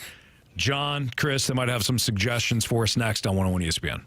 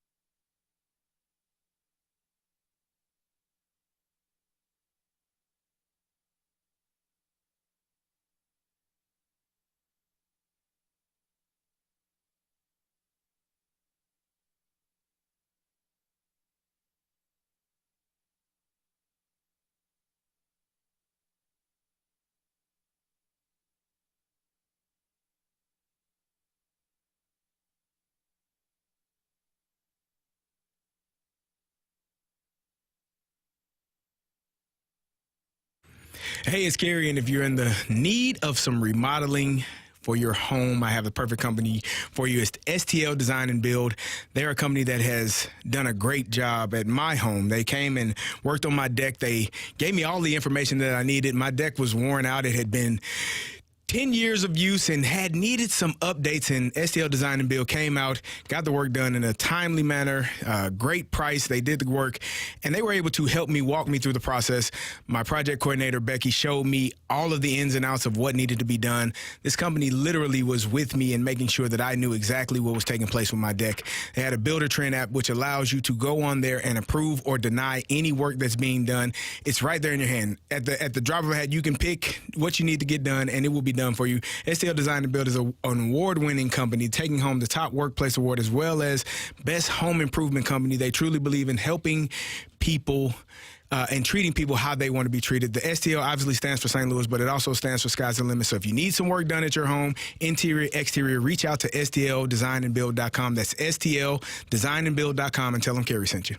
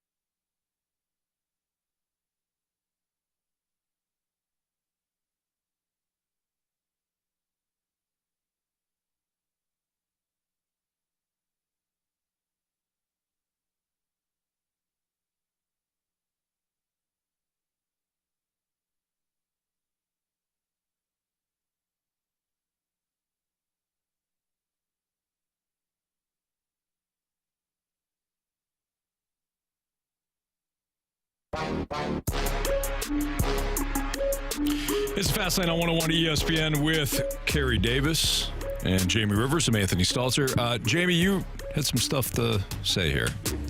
Oh, just a quick something I wanted to mention, Anthony, since we were just talking about this gentleman. Jason Isringhausen. Want to wish him and his lovely wife a congratulations. 25-year anniversary for those two. So that's our guy, Izzy. Izzy.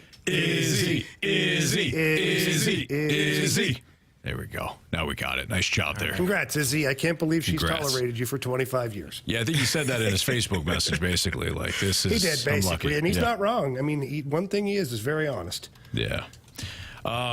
Carey, Jamie, we've been talking about the Cardinals a little bit today, and I brought up how frustrating I think it is that the Cardinals seem to be kind of spinning their wheels of late when it comes to what direction they want to take the club in. And I think it goes much deeper than just who they sign, what the rotation looks like, just the kind of the fundamental approach. Now, we asked for mic drops. We haven't got to them yet, so let's get to a couple here. Let's talk to John, or let's hear from John first. Good afternoon, guys. Hey, the Cardinals under John Mozeliak aren't going to make any big changes. We're not going to zag. Since 2015, this organization has basically been flatlining. Yeah, we've had some ups, but we've also had some deep downs. Yeah, we went to the playoffs, but yeah, we got knocked out real fast. Yeah, we signed some free agents to a lot of money. Too bad they weren't any good. The Cardinals pushed away players like Chris Carpenter, but now they're going to bring back players like Matt Carpenter for leadership. There's nothing that's going to change until John Mozeliak retires and Bill DeWitt hires and puts faith in a young baseball mind. Yeah, there's John's right in that regard, right? Like, when it comes to spending, there's only so much that any GM, take Mo out of it, any GM is going to be able to do. If you're the Phillies and the Phillies owner says, spend my money at will, Dave Dombrowski's going to spend that money at will. If you're the Cardinals, they're like, here's the budget. Well, you got to stay within that budget, right? Now, who you sign and what direction you want to take the club in based on the budget, that is on Mo. So to John's point, if Mo eventually retires, whether it's next year, year after, somebody else comes in with a different idea, different philosophy, then you might get an actual change in that regard. When it comes to the spending, though, I really think that this is something that we've discussed in great detail. It's got to be an ownership change when it comes to spending. And we're not going to get that. You're not going to see that. Let's go ahead. I was going to say, the spending, I'm on board with you, Anthony. I don't know that spending necessarily means more winning.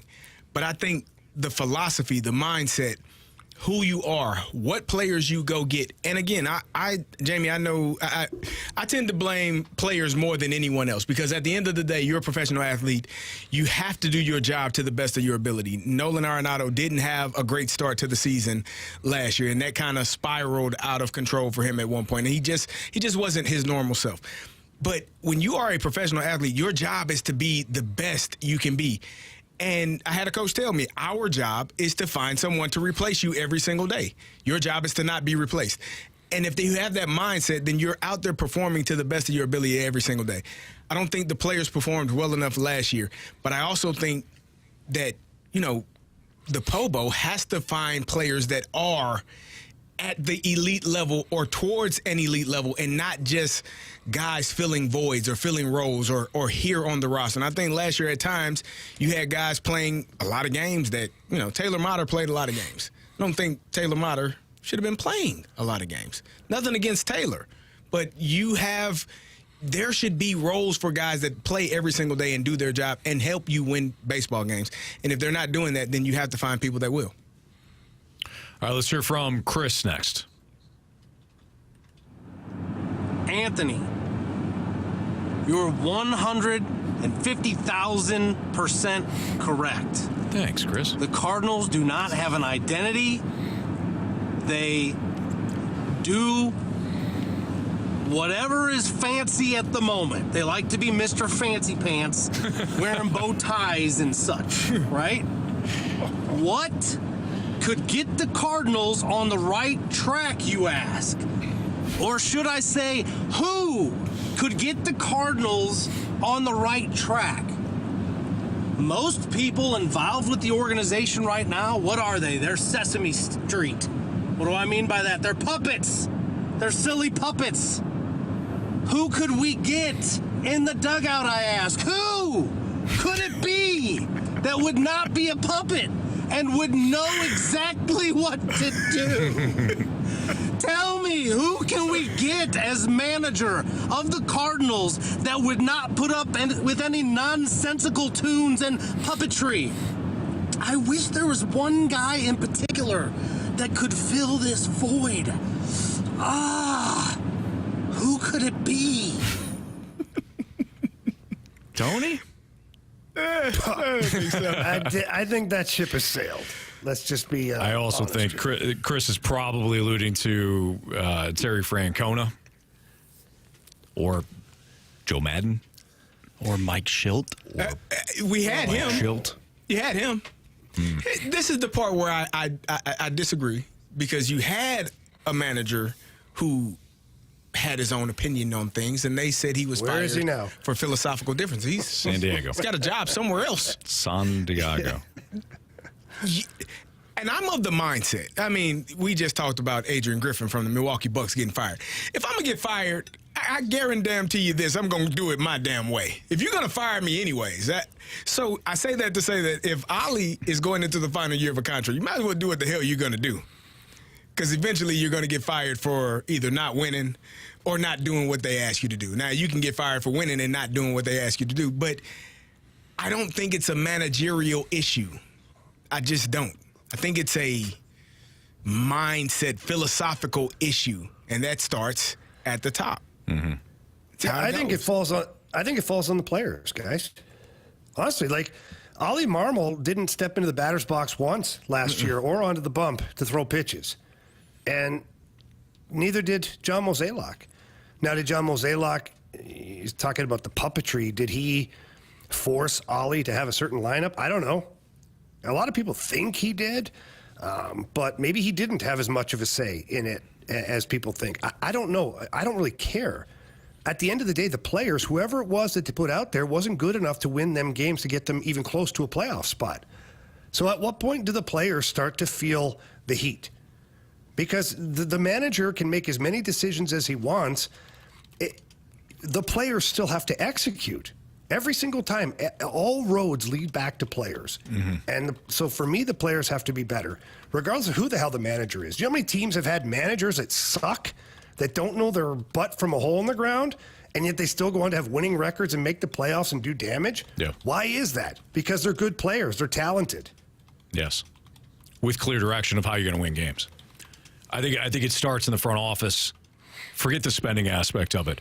Here's the clear, here's what we want to do, right? This is how we're going to win games. This is how the roster's built. This is how the farm system is built. Here's a clear direction. And then you hire a manager that's going to execute that vision. To your point, Jamie, if you have a roster that's filled with a bunch of guys that you kind of do this thing okay and this thing okay and that thing okay, you do nothing great, well, you're not going to get much then out of the manager. Whose vision are we talking about?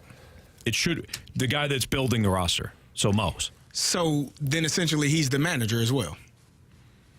Because if you are telling me, because you build the roster, you have a game plan put in place for every game, and then you are expecting the manager to follow said game plan verbatim. Yeah, we don't know that to be true. Well, what I'm saying is let's just say this, CD. We're going to be a team that hits a bunch of home runs and strikes everybody out, okay? Let's just bare bones this thing. We're going to hit a bunch of home runs and we're going to strike everybody out. Go execute that plan. If you don't hit home runs and you don't strike everybody out, it really doesn't matter what your manager does. You can't force guys to hit home runs. No, you can't. If your roster isn't good enough to win in a certain way, then it's not going to matter. Guys got to be the best version of themselves on that day. And if they're not, then you're not going to win games. I don't care who's sitting on the bench. I mean, Bill Belichick is one of the greatest coaches ever. Mac Jones ain't going to get it done. It is what it is. Mm-hmm. So, yeah, the players have to play. But for me, I think a lot of ownership falls in Ollie's lap like it's his fault. A, players have to play. B, you have to get good enough players to play.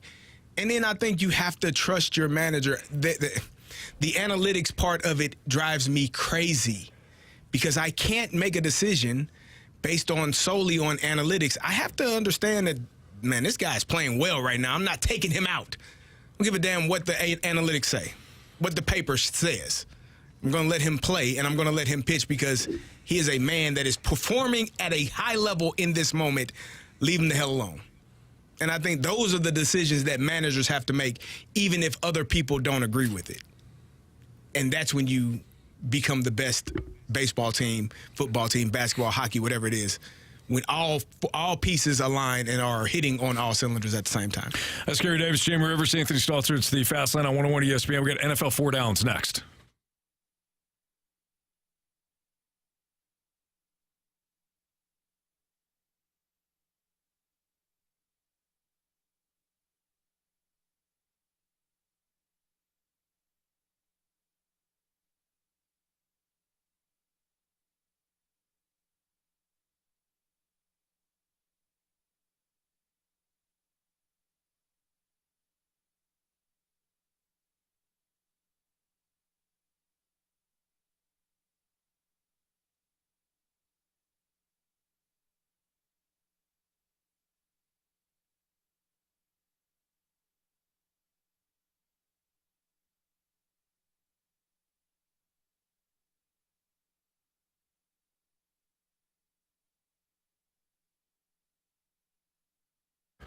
If you're looking to save money right now on your car or your home insurance, give Tracy Bibb and the Bibb Agency a call.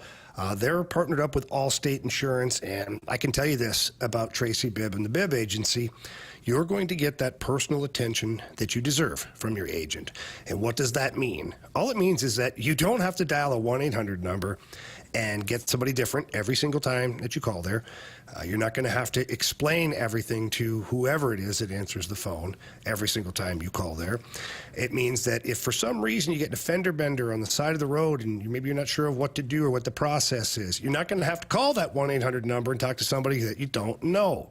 No, you'll get Tracy Bibb and the Bibb Agency behind you.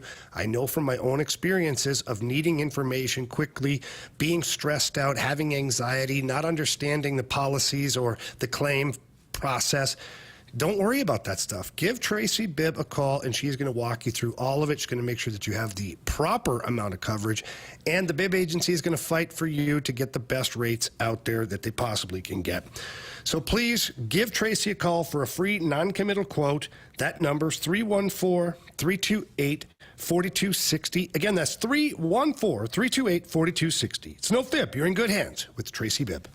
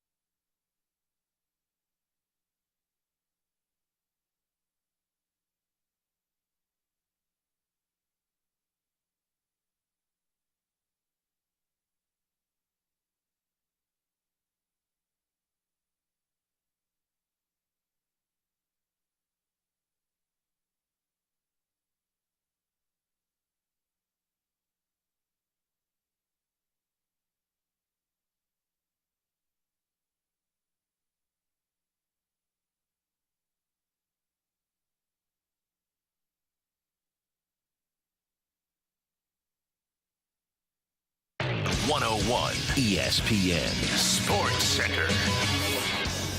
I'm Andrew Marsh. It's time for a Sports Center update. Driven by Johnny Londoff Chevrolet and Johnny Londoff Autoplex. The Blues are back in action tonight, taking on the Calgary Flames. Pregame starts at 7 o'clock. Puck drop is at 8, and you can catch all the action right here on 101 ESPN. We'll talk with Joe Vitale at 5:30, so stay tuned for that. Once again, Blues Flames tonight right here on 101 ESPN. We have our NFL 4 Downs coming up next. We'll have the NFC Championship game for you right here on 101 ESPN on Sunday. Once again, NFL 4 Downs coming your way next right here in the Fast Lane. I'm Andrew Marsh, and this SportsCenter update is driven by Johnny Londoff. Find new roads and shop 24/7 at londoff.com and londoffautoplex.com. Are you kidding me?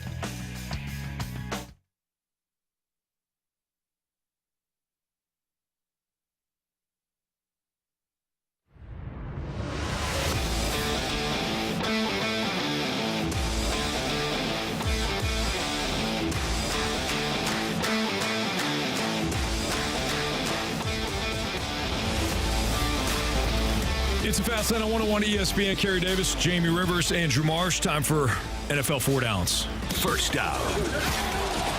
All right, gentlemen, first down here. How can the 49ers win without Deebo Samuel? If he is not available to go on Sunday, how can they win without him?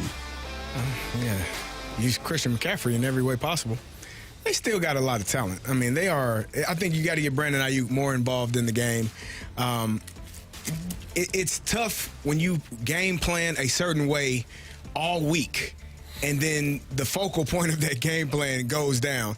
I think it'll be easier if he's not playing or not practicing all week, and you are prepared for life without him this weekend, and then he does show up, you can just plug him in. Mm-hmm. It's easier that way than losing him, first quarter of a game, second quarter of a game, and not having him for the rest of the game. So if he's not expected to play or if they want to limit him in practice, I think they'll be okay with the guys they have. Yeah, I mean, they still have Brandon Ayuk to win on the outside. They still have George Kittle in the middle. They still have Christian McCaffrey.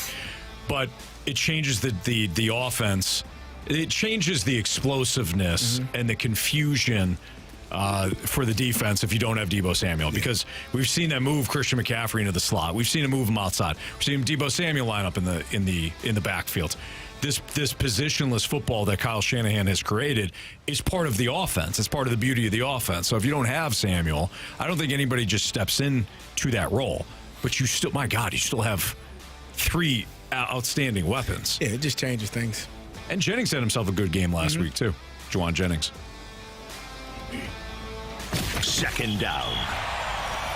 Do the Chiefs still have concerns with their wide receiver group? They change your mind? No. Yeah, me either. Me either. Not at all. Game. Hell, I got 12 games of proof that that was one good game. I texted you guys when Marquez Valdez-Scantling made that catch. I go, somebody check Hal, it just froze. He dropped one, so I think he has trouble. Like, he dropped one that was low. Like, it was a really low pass. We saw Brandon Ayuk make the same catch in their game where it was low and he's running across and he's able to get his eyes down, get his hands down, bend down and grab it. Valdez-Scantling was unable to make that catch, but he did make, I don't know if the ball just stuck to his hand, like he had glue on his glove. It just stuck. Sometimes sometimes just stick your hand up there and good things will happen. Holy crap. Well, look at what I did. It felt like it was that, but I don't have enough proof that they are out of the rut to believe that it's over based off last game. But they showed again, guys, that you can win games with what they have. I mean, Travis Kelce was a beast. That game. Okay, Carey, they did not get off the field defensively. I keep hearing you've said this for 2 straight days, and I've let you go because I thought, Carey needs this, Jamie. He needs this. They couldn't stop him. When you are a superstar, man, I can't explain it. I ain't never been a superstar to that regard. Like in high school, I was the man. Superstar to us. But when you are at the highest level and you are a superstar, life is different for you, man. And if you are telling me Josh Allen is a superstar, well, damn it, he takes his team down and he scores a touchdown. That's what superstars do. Now, if the other guy puts on his Superman cape and is able to score another touchdown, and then you just say, well, damn, I just didn't get the ball last. But if that's on the Buffalo Bills, don't give me Tyler Bass missed the field goal. Marshy put the Cancun from Buffalo video in the text chat talking about they missed it wide right and they ended up somewhere else in Mexico. They didn't give a damn. Don't give the kicker a chance, man. The hell with that guy. You know what kickers do during? Do you know what kickers do during practice? They kick. No. They kick the ball, Carey. They watch. They leave early. They go to the golf course. They don't stay the entire time. We're there Tell for Adam 2.5 that. hours. Yeah. Jamie, him too. He's just damn good at his job. They're not even there for the entire practice period some days. Why in the hell do I want that guy to win the game or tie the game? Hey, man, sit your ass over there. We got it. I'm elite. Give me the damn ball. And if I don't score, then it's my fault. The hell I'm going to blame Tyler Bass for? Okay, I got a question for you then, Carey. Would you consider Brock Purdy a superstar? No.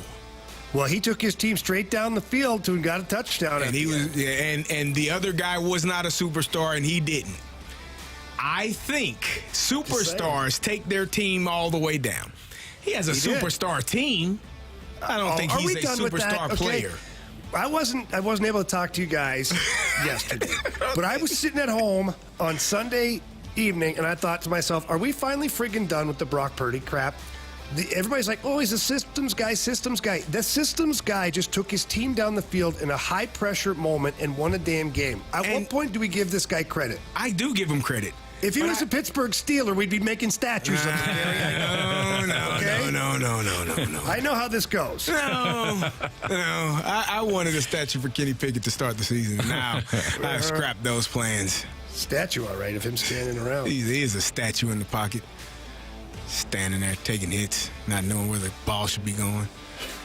Damn Josh Allen. Go score the touchdown, man. That's all I care about. You ignored my question and brought it back to Josh Allen. You, my friend, are a politician. Go ahead, Marsh. Third down. Which team is least likely to replicate this season next year out of the 4 teams remaining in the AFC and NFC championship games? All of them. Least likely? Least likely? Least likely. Least likely. I said most likely. Least likely to replicate this season. The Lions, I feel like they'll be there. 49. I feel like the Niners and the Lions are going to be in the same. Am I crazy to say the Chiefs? Yeah. I'll say the Lions. They play in the Travis Kelce's talking about possibly retiring. I would say the Chiefs. If that's the case, then that team looks way different. Yeah. He's been a shell of himself this year, and they're in the AFC Championship He made a pretty good catch the other night. I would say the Chiefs because of the direction it feels like it's going. Like this is, would you say this is the worst? They've been to the AFC Championship 6 times, right?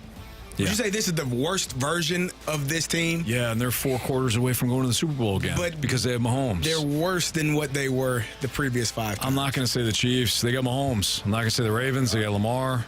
I will say the Lions. They play in the toughest division. Yeah, they do. Goff and his girlfriend. I know you're... We got to do some more research. Come on, right now. Jamie, don't go chasing waterfalls now. You chase that one. Boy, so refreshing. I'll say the Lions out of the 4. 4th down. Jordan Love. This is why you Kirky get kicked off Cousins. head first. Caleb Williams. What? That division. Next year. Bears. It's going to be Kirky Cousins. It's going to be Jordan Love. It's going to be Caleb Williams. It's a tough division. Kirk Cousins already talking about going somewhere else. Stop it. Talking about playing for He's gonna stay Belichick right in there. Indiana. Get paid in Atlanta. Hey, yeah. Oh, now we're talking. All right, last one here. Which individual needs a Super Bowl appearance to cement their status in the NFL and NFL lore? Also, which one needs a Super Bowl victory? From these last 4 teams or in general? These last 4 teams, which individual needs a Super Bowl appearance? Which one means a Super Bowl win? It got to be Lamar. Lamar needs a win. You need both. Yeah. He needs both. I think Lamar needs a win. I think Purdy needs just to appear. There you go. What about Kyle Shanahan? Does he need to win the Super Bowl? Kyle Shanahan's an outstanding coach. Who has not won a thing. He's done a fantastic job. Jimmy Garoppolo doesn't overthrow his receiver. They win the Super Bowl. If Dan Quinn's defense doesn't crap down its legs. We're going to blame the defense for that? Yeah. We're not going to blame the Kyle Shanahan runs the dialing ball a it back little on more. offense He never did dial it back. Then he got criticized for not running the ball.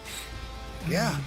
He should have. There was a hold that backed him out of field goal range. He was like, "He should have kicked a field goal. It was going to be a 60-yard field goal because there's a hold." The hell are you talking about? Shanahan abused Belichick in that Super Bowl. Abused him. They didn't win. Yeah, No, they didn't. The final score because Julian Edelman worked his David Copperfield magic to keep that ball off the turf. That was amazing. A game that play that Tom Brady should have been picked off again. That's amazing. By Alfred. And yeah, I'm still bitter about it. Sounds like it. Can hardly tell. The answer's Lamar. It's Lamar. Whatever, Anthony. Whatever yourself. Whatever your face. You know what? Jamie Rivers is going to come back. He's going to give us 50 keys to win 50 for the Blues. Plus our first goal of the game next on 101 ESPN.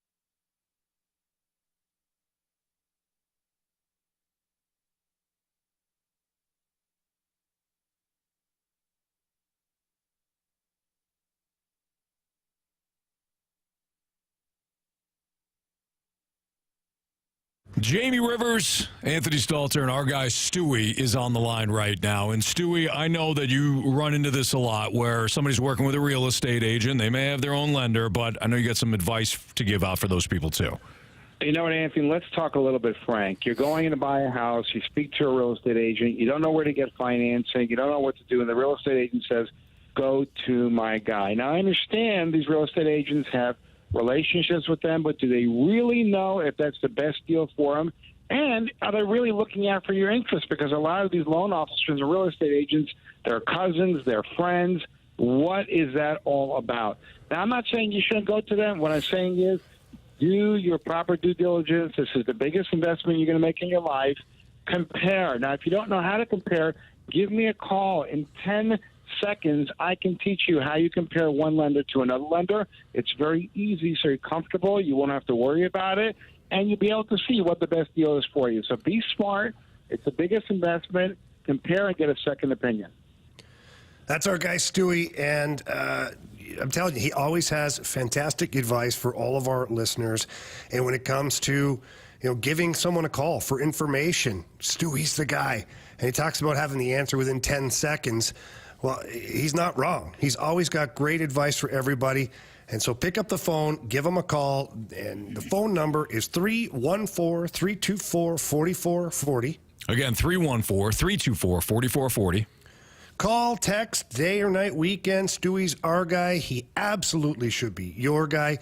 And Anthony, if they can't remember that number, what can they do? Oh, let me think on this one. Oh, they can Google the bag alone. Thanks, Stewie. Have a good night, guys. NMLS number 226715.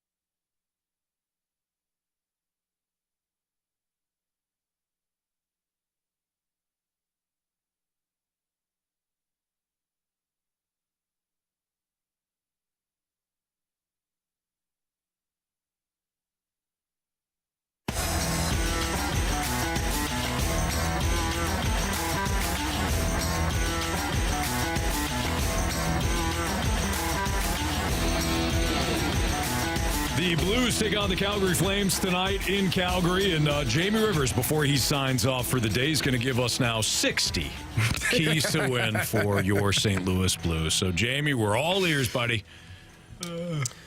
Well, Anthony, I appreciate the pressure and appreciate you just trying to burn a segment with me just talking hockey for 8 minutes straight.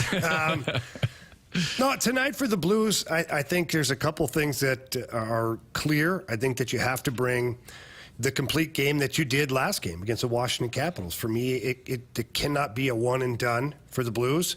I think that they have to show that they're able to put those types of games together consistently, especially against really good opponents and especially against an opponent that's fighting for a wild card spot in the Western Conference. So consistent game here or a similar game to the other night would be my first key.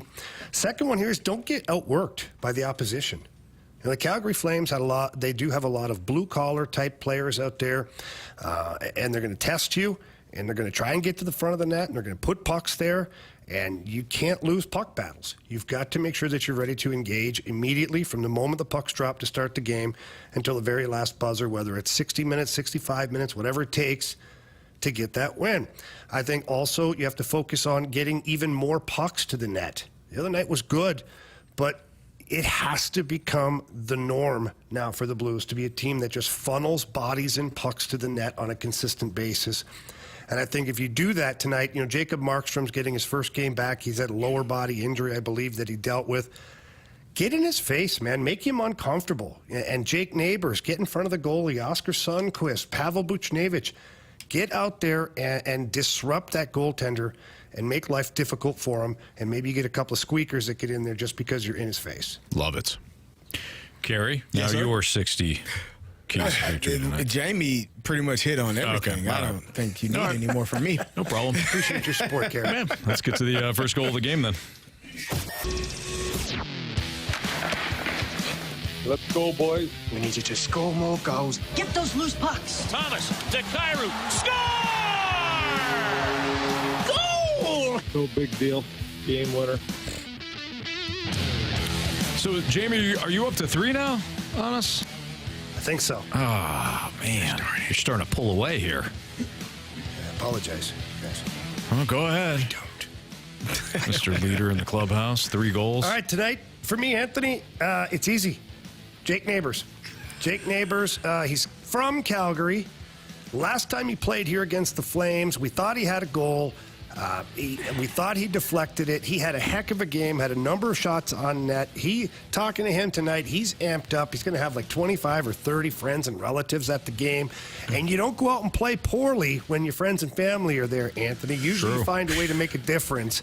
And I think that we talk about guys getting to the net front and all that stuff. Jake Neighbours has been nothing but rewarded for doing that all season long.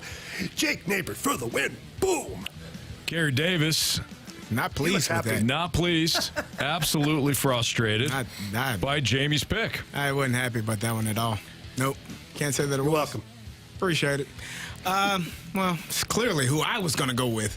But I'll go with old Robert Thomas for the first goal. Robert the Thomas, huh? Yeah. Yeah, a little RT. Okay. Yeah, see if he can get done. I hadn't scored in a little bit. In a minute? Yeah, it's been a while. About 6-7 games. He's due. It's the due factor. Yeah. Marshy? Yeah, I'm going to go with Pavel Buchnevich. That's a good pick. Tonight. Power play goal. Ooh. Power play goal, huh? He's going to shoot it off Jake Neighbours in front. All right, so let me reverse engineer this. Jamie, who's leading us with 3 goals, he took Jake Neighbours.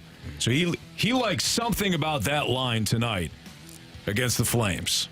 If I go to the old Blues line combinations here and look at some of the recent activity with these guys, see that Braden Shen's got 9 shots on goal his last 5 games. Jamie likes that line. He likes Jake Neighbours. Why don't you go ahead and give me Braden the Shen for the first goal tonight? I like that. Thank you.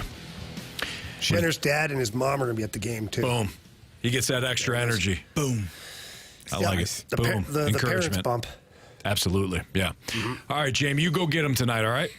Thanks, buddy. I appreciate that. Have fun. We'll be watching and listening. Watching on Bally Sports West, listening on 101 ESPN. It's a perfect combination. It's the best. Get her done. Yeah, absolutely. All right, boys. Thanks a lot. Have a good one. Yep. That's Jamie Rivers here at the Fast Lane on 101 ESPN. Why don't we do our Sports Six-Pack next in the Fast Lane?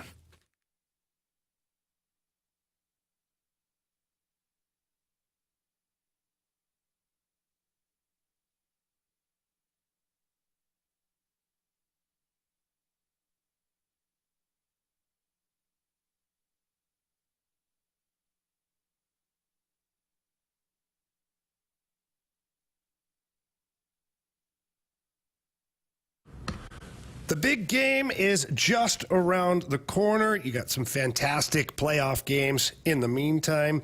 And what better way to celebrate those games than heading over to Dirt Cheap, who are St. Louis's one-stop party shop. If it's beer you're looking for, they have got you covered. Everything that you can imagine is over there at Dirt Cheap, and they got great selections in wines, too. And the spirits are top-notch, whether it's the vodkas, whether it's the rums, or my personal favorite, the bourbons. They've got a great selection of bourbons, and if you even have questions about certain bourbons, the staff there are there to help you. And one I'm going to give you a little help on right now, that's the Snow Day from Maker's Mark. It's a private barrel selection that was selected by Dirt Cheap.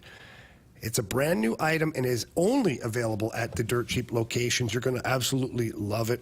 And you're going to love the customer service as well, in person or on the app. Download the Dirt Cheap app, and you can get on there and check out even more specials and savings, maybe upcoming raffles and things like that.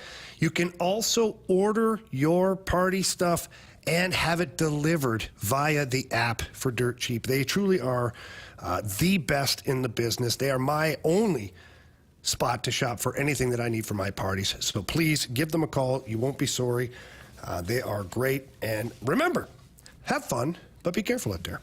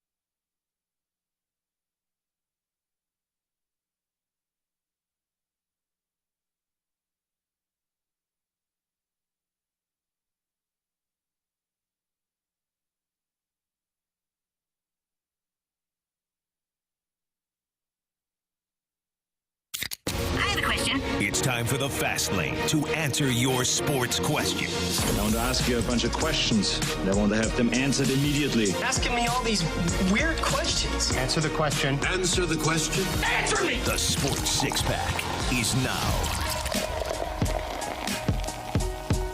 It's Fastlane on 101 ESPN 502. Your time check is brought to you by Clarkson Jewelers, an officially licensed Rolex jeweler. With Carey Davis, I'm Anthony Stalter, is Andrew Marsh with your questions via the Air Comfort Service text line at 314-399-9646. Question number 1. From the 217, who is a player that is rarely talked about for the Hall of Fame who you think deserves consideration? Mine is Mark Burley. So we can open this up to baseball, football, hockey, anything. Basketball. Hall of Fame that should be in the Hall of Fame. Close, but the Hall of Very Good, you're saying. Yeah. Well, I mean, is it Barry Bonds? Yes. The answer is Barry Bonds. Okay. Do we need to go any further? What are we doing here? No, it's probably B. Bonds. Yeah, he's like by himself in that room. He was on track before he started taking the flaxseed oil. Yeah. Before he overdosed on flaxseed oil. Mm-hmm. Yeah. It's Barry Bonds. I mean, there are some names. I got another one. I like Sterling Sharp as well. Before he got injured, you got to look at, Terrell Davis got in, didn't have a long career. Mm-hmm. Gale Sayers got in, didn't have a long career. But in the time that they played, Sterling Sharp was I think all pro 3 or 4 of those years out of the 6, and was a Pro Bowler. I think maybe 5 of the years, 5 or 6 of the years. So I think he's one. But you start the list with Barry Bonds. I always like when somebody phrases it, can I tell the story of that era in sports, whether it's baseball, football, hockey, basketball? Can I talk about the era of that sport without that player? I don't know if Sterling Sharp falls into that for me. No? Okay. Bonds for sure. Bonds for sure. But I can't think of anybody else that I'm terrible with the Hall of Fame stuff. I've always admitted this. I'm terrible with the Hall of Fame stuff. I'm terrible going back and looking at the numbers and how that compares to other decades and all that. I just like watching the game. Sterling Sharp played 7 years, was a Pro Bowler in 5 of them. This is when the Pro Bowl mattered. He played in the 90s, right? Early 90s. Can I talk about the early 90s without Sterling Sharp? You could. Yes. But you shouldn't. He played 90, 91, 92, 93, 94. Can I talk about the early 90s without Jim Kelly? No. I cannot tell you about football in the early 90s without Jim Kelly. You know? He went to 4 Super Bowls. Or Emmitt Smith. He's the all-time leading rusher. Or Barry Sanders. Jeez. You know? That's what I'm saying, Carey. All right. I won't argue with you. Okay. Do you think writers should have the ultimate say when it comes to who makes it to the Hall of Fame, or do you think the players should have a voice? I mean, ideally it should be the players. I agree wholeheartedly. But how do you do that and make it make sense and have they should have clear? a say. They should have a vote because and they should have a say in it. Like Terrell Owens not being a first ballot Hall of Famer was strictly because writers didn't like him. Mm-hmm. That's something you took away from him. It took him 3 years, I believe. He got in his 3rd year. That's complete disrespect for top 3 receiver of all time. 4 or 5. He's top 5. That shouldn't happen because somebody didn't like him. And T.O., I don't know what he did that he lifted weights in his front yard. He cried and said, "That's my quarterback." He went to the Dallas Star and raised his arms up. I love that. You don't like. He said, "Get your popcorn ready." He signed the ball from his a Sharpie that was in his sock. Nothing on the field in terms of being a bad teammate. So the writers were able to, take that moment away from him. I think players should have a say because who knows better than the people that if I'm lined up, this guy was a problem. Yeah. Yeah. Yeah, this guy's an issue. Yeah, I think London Fletcher should be in there too.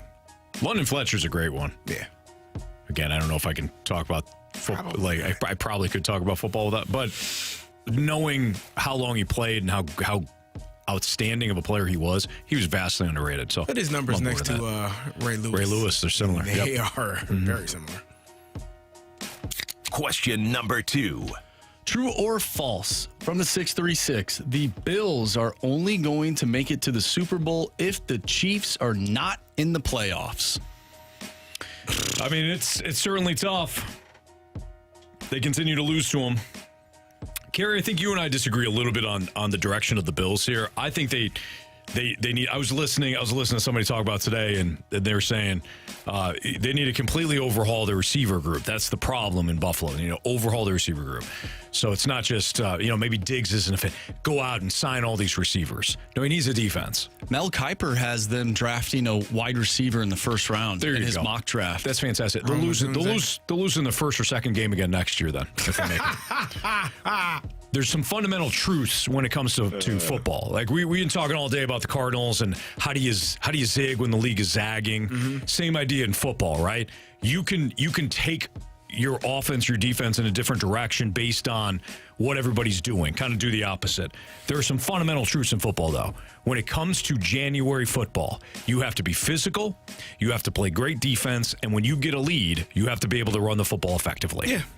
There are things that are and of course you have to have a quarterback. There are things that you cannot change about how to win in the NFL.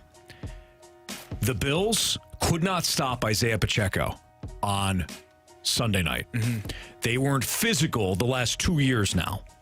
They could not get off the field against Kansas City on Sunday night. We could talk about the receivers. Oh, you didn't have Gabe Davis. You had Gabe Davis when he caught 4 touchdowns against the Chiefs in 1 year. You still lost. Yeah, you did. You need to build him a defense in Buffalo. That's my thought.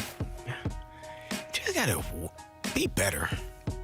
That's a frustrating team for me. Just win the game. Just win. Figure it out. Question number 3. The 314 wants to know who would be your dream football announcers for the Super Bowl. The 314s would be Gus Johnson and Kevin Harlan. Are we talking? Give me Kevin dead Harlan. or alive? Oh, whatever you want. Dead or alive. Can I get John Madden? Sure. Yes. I need that. I mean, you can't. He's dead, but He's not here. Yeah. But if we're just talking, give me John Madden. I like the Pat Summerall and John Madden combo. That reminds me of my childhood. Yeah, it's nostalgic. Yeah. Yeah. We were watching. You were bringing up football clips the other day in the office, and there were a couple of times that you heard Pat Summerall and John Madden. I love that duo. Brought us back to our childhood. Yeah, that's a great one. Kevin Harlan, to me, he's really he's my good at what he favorite. does. Yeah. I don't care if he's calling basketball, football. If he could just stand behind me and call like what I'm doing in the day, I think it'd be fantastic. He'd be great at it. And Anthony hits his head right on the wall. The call he had a couple of years ago when the guy ran on the field. Yeah, and he was it was breaking brilliant. That was awesome. We had him on a long time ago, and he said that he would practice. He practices. He'll be driving and he'll be describing what's the taking traffic place. light. Yeah. I mean that's a true pro, right? Yeah. You want to be good at something like that where you're freelancing like that, but still able to describe the action. Right. Give me Kevin Harlan. I don't care who the other guy is. This is a college football guy, but I would love to see him or hear him call a Super Bowl. Now, this won't happen, but Brad Nessler, he was the voice of like the NCAA football game growing up. Like, I love that guy. All right. Who was the one that went crazy on A.J. McCarron's? Like, not crazy, but just kept talking about Brett his, Musburger. Brett Musburger. There you go. Yeah. Give me that guy. Holy man. Whoa. Oh, and look at that waterfall picture. Marsh, you and I both almost did. Oh, Nelly. Yeah, that's what I was thinking. Oh, Nelly. That's wonderful for Rose Bowl. Mm-hmm. Yeah. Nostalgic. Good feelings. All right, Marsh, what else you got? Question number 4. This is from Thanks Dad. Do you feel like sometimes the Cards pick just a few players that they need and call it quits? Kind of like a grocery shopping list. I was waiting for it. Just the essentials, fellas. That's all you need. Not even the essentials. It's just what do we need right now? We need 3 pitchers. All right. We're going to get 3 pitchers. That's it. So you're not thrilled. We're good. You're not thrilled. I just think it's a lack of creativity. Okay.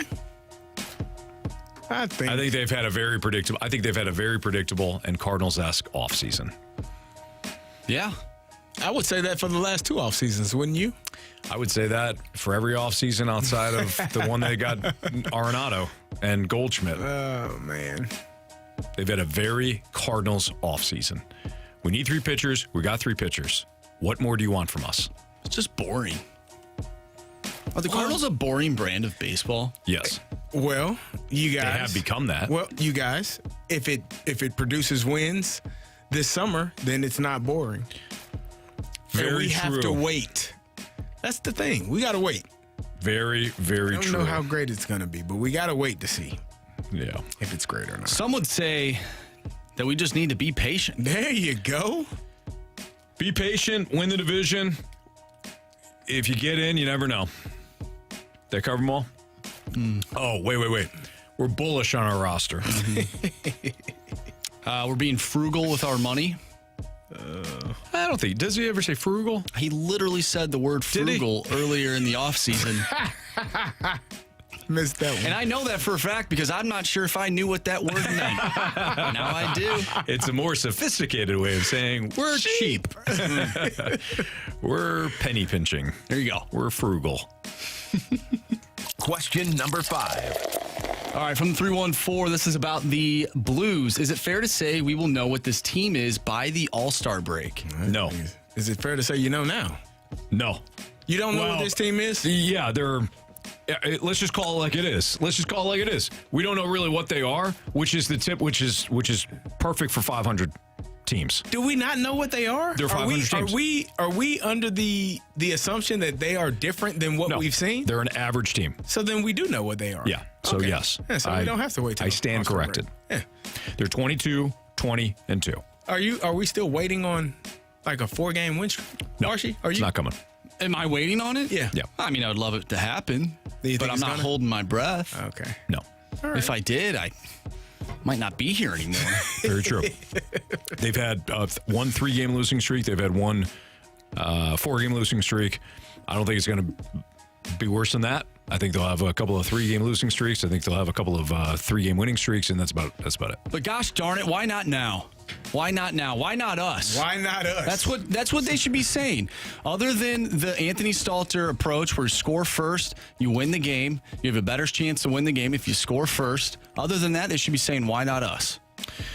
Listen, Marsh, I'm okay with that line of thinking. You can think that way. It kind of goes back to your vision with Adam Wainwright. You had the vision. I did. The Cardinals were traveling to where the hell are they going? Going to London. London, that's right. They're going to London, Carey. And Marsh had himself a bit of a vision. He did. And this was still in the midst where it's like, hey, things don't look good for the Cardinals, but you never know. Why not us is what Marsh was saying. Why not us? Why not Wayno? So Marsh got himself a vision. Okay. Caught himself a fever. Oh, Adam Wainwright fever. And saw Wayno pitching, a complete game gem against the Cubs? Something In like London? that. And in London and turning this thing That would around. have been awesome. Yeah. That didn't happen. Are you looking it up right now, Marsh? Yeah, I'm just going to take a gander at the stats real quick. It's like a two. How'd Wayno do? Yeah, he went 3 innings. Oh, okay. Gave up 11 hits, 7 earned runs, Okay. 0 strikeouts, and had 1 walk. The walks were down. Yeah, Cardinals lost 9-1. Was it 3 innings? I didn't think he made it out of the 3rd inning. He went 3 innings. There you go. He did not make it out of the 4th inning. Yeah. Battled. As they put up 2 runs in that 4th inning. So not exactly what you were thinking, Marsh. No, but we established, though, that maybe the vision was a little off. A little off. And what it really was Adam Wainwright picking up win number 200 at home the same day that Jamie Rivers threw out the first pitch. Oh. That's true. Yeah, unfortunately, it was too late, though. Didn't happen. Yeah. Too late. Yep. Too late in the year. All right. It's a fast lane on 101 at ESPN. Yeah, your Cardinals struggling a little bit there. We're going to talk to Joe Vitale at the bottom of the hour, chat with him for a little bit. What do the 4 remaining teams in the NFL tell us about roster building in the NFL? That's next on 101 ESPN.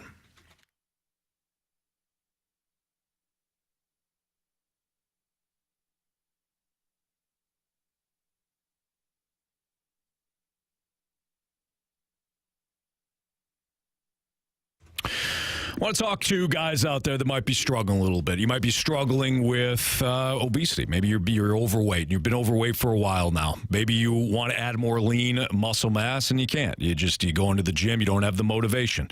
Maybe when it comes to work, low energy levels. Maybe you can't remember things. Difficulty finding ways to kind of stay motivated, right? Poor focus, not doing well at work, not doing well at home. Why don't you do something about it? Head down to Mentality. Tell them Jamie and Anthony sent you down there, or visit them at lowtusa.com and talk to them about these things, these signs, these symptoms. Maybe you're constantly, you're angry for no reason, or maybe you just got outbursts all the time, right? Talk to them, because a lot of times, us guys, and not all the time, every time, you experience low testosterone levels as you get older. You don't work out as much. I mean, life gets busy, and all of a sudden, you don't feel like you did when you were younger, and you're like, what can you do? You go to Mentality, jump on their program, you start feeling great again. Things start to come back into focus for you. You're more motivated. You're more driven. The focus, the energy, all that comes back. And then when you're putting in the work in the gym, you're starting to see that. Pounds are dropping, muscles being added, and you feel great again. And you feel like, man, I wish I would have done this a while ago. And when you go see Mentality again, tell them Jamie and Anthony sent you down there. They will help. Visit them, lowtusa.com. Head to one of their 2 locations. Talk about the program. Man, get your life back on track. Mentality.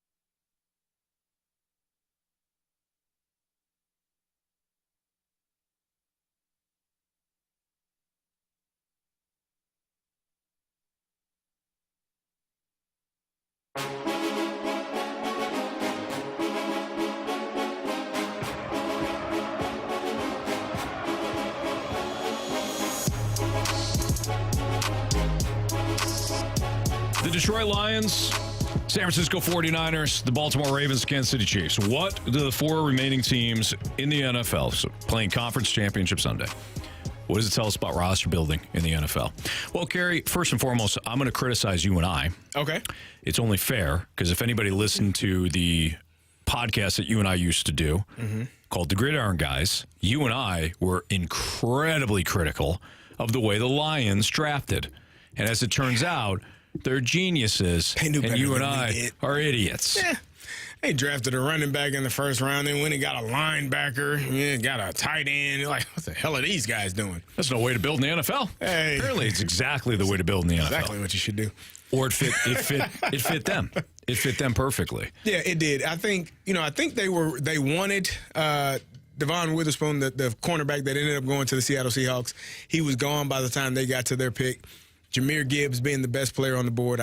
You go with him. It was weird because they had David Montgomery, who they signed in the offseason.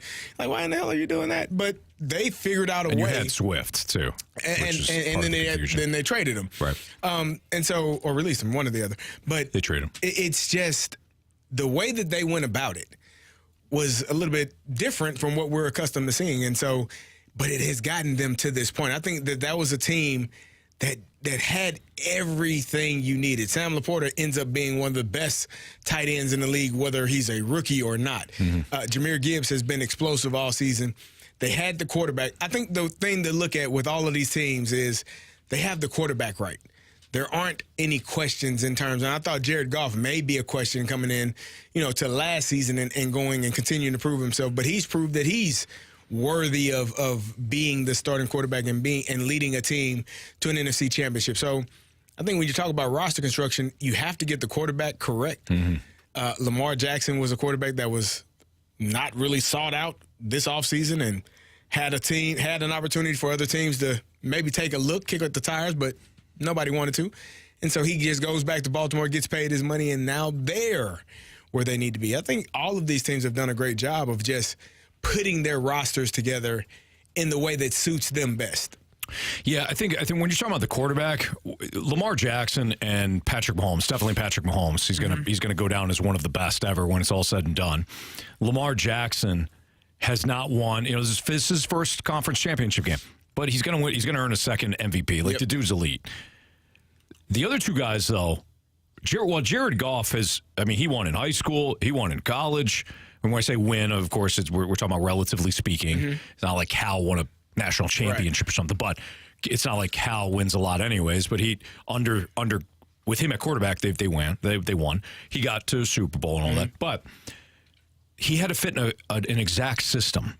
And the way that Ben Johnson has built this system around Goff has been nothing short of incredible. Right. Get the ball out of your hands, short, accurate. We'll take our shots downfield when they present it, but that's Goff's system. Like, get the ball out quickly. When it comes to Brock Purdy, not every quarterback fits into Kyle Shanahan's offense. But when you have a guy that is accurate in the short to intermediate part of the game, that can make decisions quickly, right, based on what the defense is showing you, you can play in Shanahan's offense. And they say that Brock Purdy, I think Sam Darnold said it, that he hadn't seen somebody process information as quickly as Brock Purdy. Tom Brady was that way. Peyton Manning was that way. Mahomes is that way. Justin Herbert is that way. It's the processing. They have to fit in they have to fit in perfect systems, though. Right. So when you talk about the quarterback, you have to get the quarterback right. Not everybody's going to be a Mahomes. Not everybody's going to be Lamar. But can you find the system and then go from there? I want to ask you about this. I've always been on this drumbeat of you don't need a prototypical number one wide receiver to win. Yet we spend a lot of time around the draft talking about get the guy weapons, get a number one receiver. When I say number one, I'm talking about Justin Jefferson, Tyreek Hill, what Devontae Adams has been before he got to Las Vegas. Who else am I missing? A.J. Brown? A.J. Brown I would put in number one receiver category. The Chiefs Is that it? Yeah. I'm talking about aces. I'm not talking about number ones. CeeDee Lamb? I think CeeDee Lamb is close to being an ace. I would push back. I think he's already there. I would lean. That guy is Jamar good. Chase. Jamar Chase. There you go. I knew I missed one. Jamar Chase. CeeDee Lamb is a dude. I think he is too. Now, Carey, you brought up yesterday and somebody crushed me. Amon-Ra St. Brown. I said he's their number one. Yeah, you don't think he's a number one. He's a number one. He's not an ace to me. Okay. Amon-Ra St. Brown, I know where he's going to be. He's going to be lined up in the slot. They'll move around a little bit, but he's going to kill you in the middle of the field, right? As a defense coordinator, I gotta game plan for him, but I know where he's going to be. Justin Jefferson, doesn't matter where he lined up. I have to double him. Yeah. I have to double Tyreek Hill. I have to double Jamar Chase. You leave any of those guys one-on-one for any reason at any time, you're going to get burned. Right. That to me is an ace. Amon-Ra St. Brown is a great receiver. When I say he's not an ace, people are going to say Anthony doesn't think he's a good receiver. No, Amon-Ra St. Brown is a stud. I just don't think that he is an ace player. Okay. Deebo Samuel fits perfectly in the 49ers. I don't think he's a prototypical number one. Do you? No, not in the terms. It sounds weird to say, but I understand what you're saying in terms of a guy that you can plug anywhere and he commands eyeballs. But Deebo is a player that also, I talk about it all the time, players that when you sit in that meeting on Monday or Wednesday when you come in and there are names circled on that board, you have to know where those guys are. You have to have your eyes on them because they are the guys that make the offense go. In terms of would I take Deebo over Tyreek Hill? No. Would I take him over Jamar Chase? No. Would I take him over Justin Jefferson? No. Yeah. So in terms of that, but I do think he's a number one receiver. All right, so let's not get bogged down with like whether or not he's a number one or not, right? Like, that doesn't matter. Let me come at this in a different way. We're talking about building a roster in the NFL. How do you do that? You get these four teams. How do you do it based on what they did? Amon-Ra St. Brown was a 4th round pick. Deebo Samuel was a 2nd round pick. Mm-hmm. Who else do we like? Even a Travis Kelce, he's listed as a tight end. He's essentially a wide receiver, right? In terms of not number one receivers that you're talking about? He was drafted in the 3rd round. Travis Kelce was. I think we get just so focused on they have to have a number one wide receiver, a difference maker. I think losing teams usually take the number one wide receiver thinking that they're going to fix everything, right? Devontae Adams going to the Raiders is going to fix all their problems. No. You can build a roster by finding 2nd, 3rd, 4th round picks that are receivers that turn into your number one. Yeah.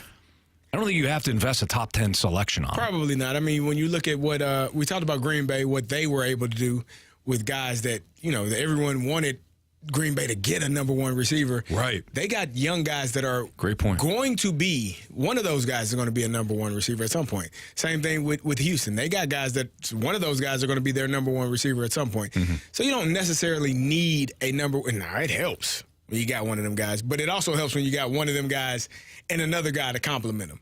Like when Justin Jefferson and Adam Thielen were together, that helps. Mm-hmm. Because you got a number one and a Justin is the number one and Adam Thielen is the 1B. When you got Devontae Smith and A.J. Brown, that helps. Yeah. Jalen Waddle and Tyreek Hill, ooh, yeah. Sure. So having that 1A, but having that 1B/2, you need that guy as well. I think that's throughout the history of football. I would just break it lower, though, than in terms of what you need to win. I'm not worried about the 2nd wide receiver if my O-line sucks. You shouldn't. Build the O-line. Mm-hmm. Have pass rushers. Have a quarterback. If I have that and I add to it and add to it and add to it like the Giants used to do with, they had Michael Strahan. Then they got O.C. Umenyiora. Then they brought in Justin Tuck. And they brought in whoever else I'm missing. It's like, why do you keep doing that? Because I know if I have a pass rush, I can get to the quarterback. I can change a game. I can stop an undefeated Patriots team when I'm a 14.5-point dog. I think it's different. When teams start like, I need another wide receiver. Yeah. No, you don't. The Bengals are the last team, the only team, quite frankly, in the recent history, I'm like, they're the exception, right? They disproved my theory. Jamar Chase was a top pick. Right. Or top 3 or whatever it was, top 5. They also had T. Higgins. They also Tyler Boyd. Like, they got all these guys. And they wound up going to Super Bowl and an AFC Championship game and all that. Outside of them, though, the teams that have built defensively, up front, O-line, and a quarterback. Yeah, he's got to start with the big boys. That's the way to do it. And all these teams have those elements, in my opinion. I agree. All right, it's Fastlane on 101 ESPN. Joe Vitale is next. We'll talk about this Blues-Flames game here on 101 ESPN.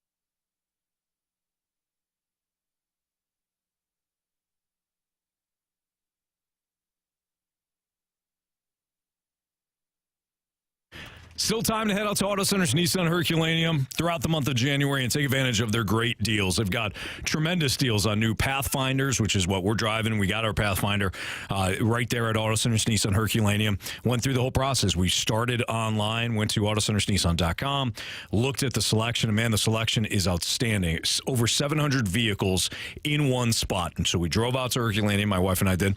We actually, one of the days, took the kids out there, got some hot dogs and experienced what it was to go through the sales process. Our guy Jerry at Auto Centers Nissan hooked us up with a Pathfinder as pre-owned. We loved the price. We loved the financing options. We loved working with Auto Centers Nissan Herculaneum, and you will too. So whether you're in the market for a new Nissan or a pre-owned vehicle, and they've got different makes and models, not just Nissans, out in Auto Centers Nissan Herculaneum, you can go through the process as well and experience what we did.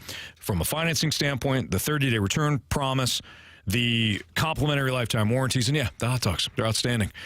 All at Auto Centers Nissan Herculaneum. Tell them Stalter sent you out there. Again, it's Auto Centers Nissan.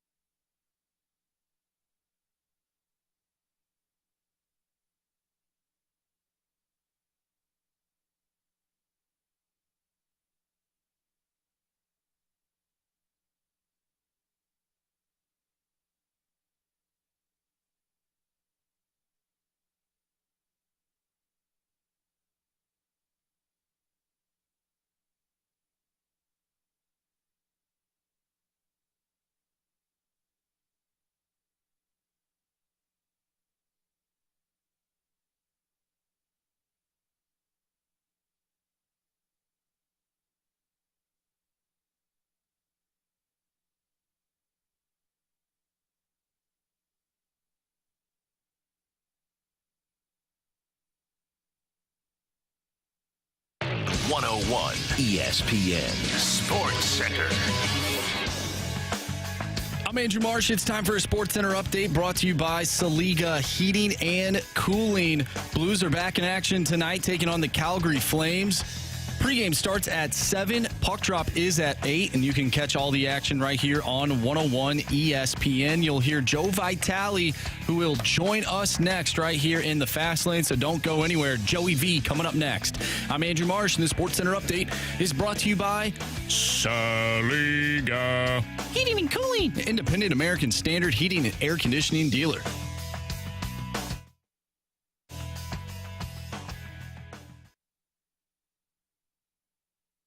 Joey Vitale views things a little differently. Just imagine how he looks at hockey. Whoa! This is The View from Vitale, brought to you by Scott Lee Heating Company, a proud Mitsubishi Electric Elite contractor.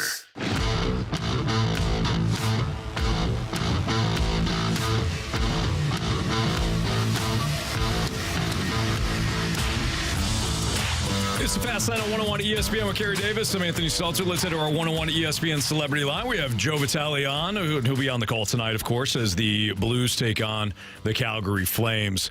Joe, how do you like Calgary? Hey, Staltz, what's going on? Good evening to you. You know, believe it or not, I'm actually doing the game from St. Louis. I'm doing this whole road trip from St. Louis. I'm doing the Bally studio with Alexa and Scotty Warman and subbing in for the great Bernie Federico this week. So Cam Jansen, believe it or not, is going to be on the call with Chris Kerber all week on the radio side of things. So they have me stay back in St. Louis for this road trip, and you know what? I'm not complaining. the trip up there, a little cold.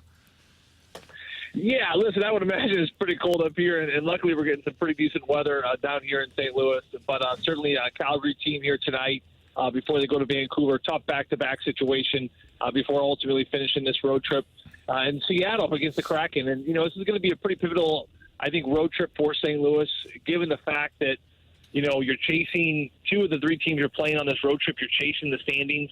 You know, they're 5 points out of the Nashville Predators right now for that second wild card spot as we speak.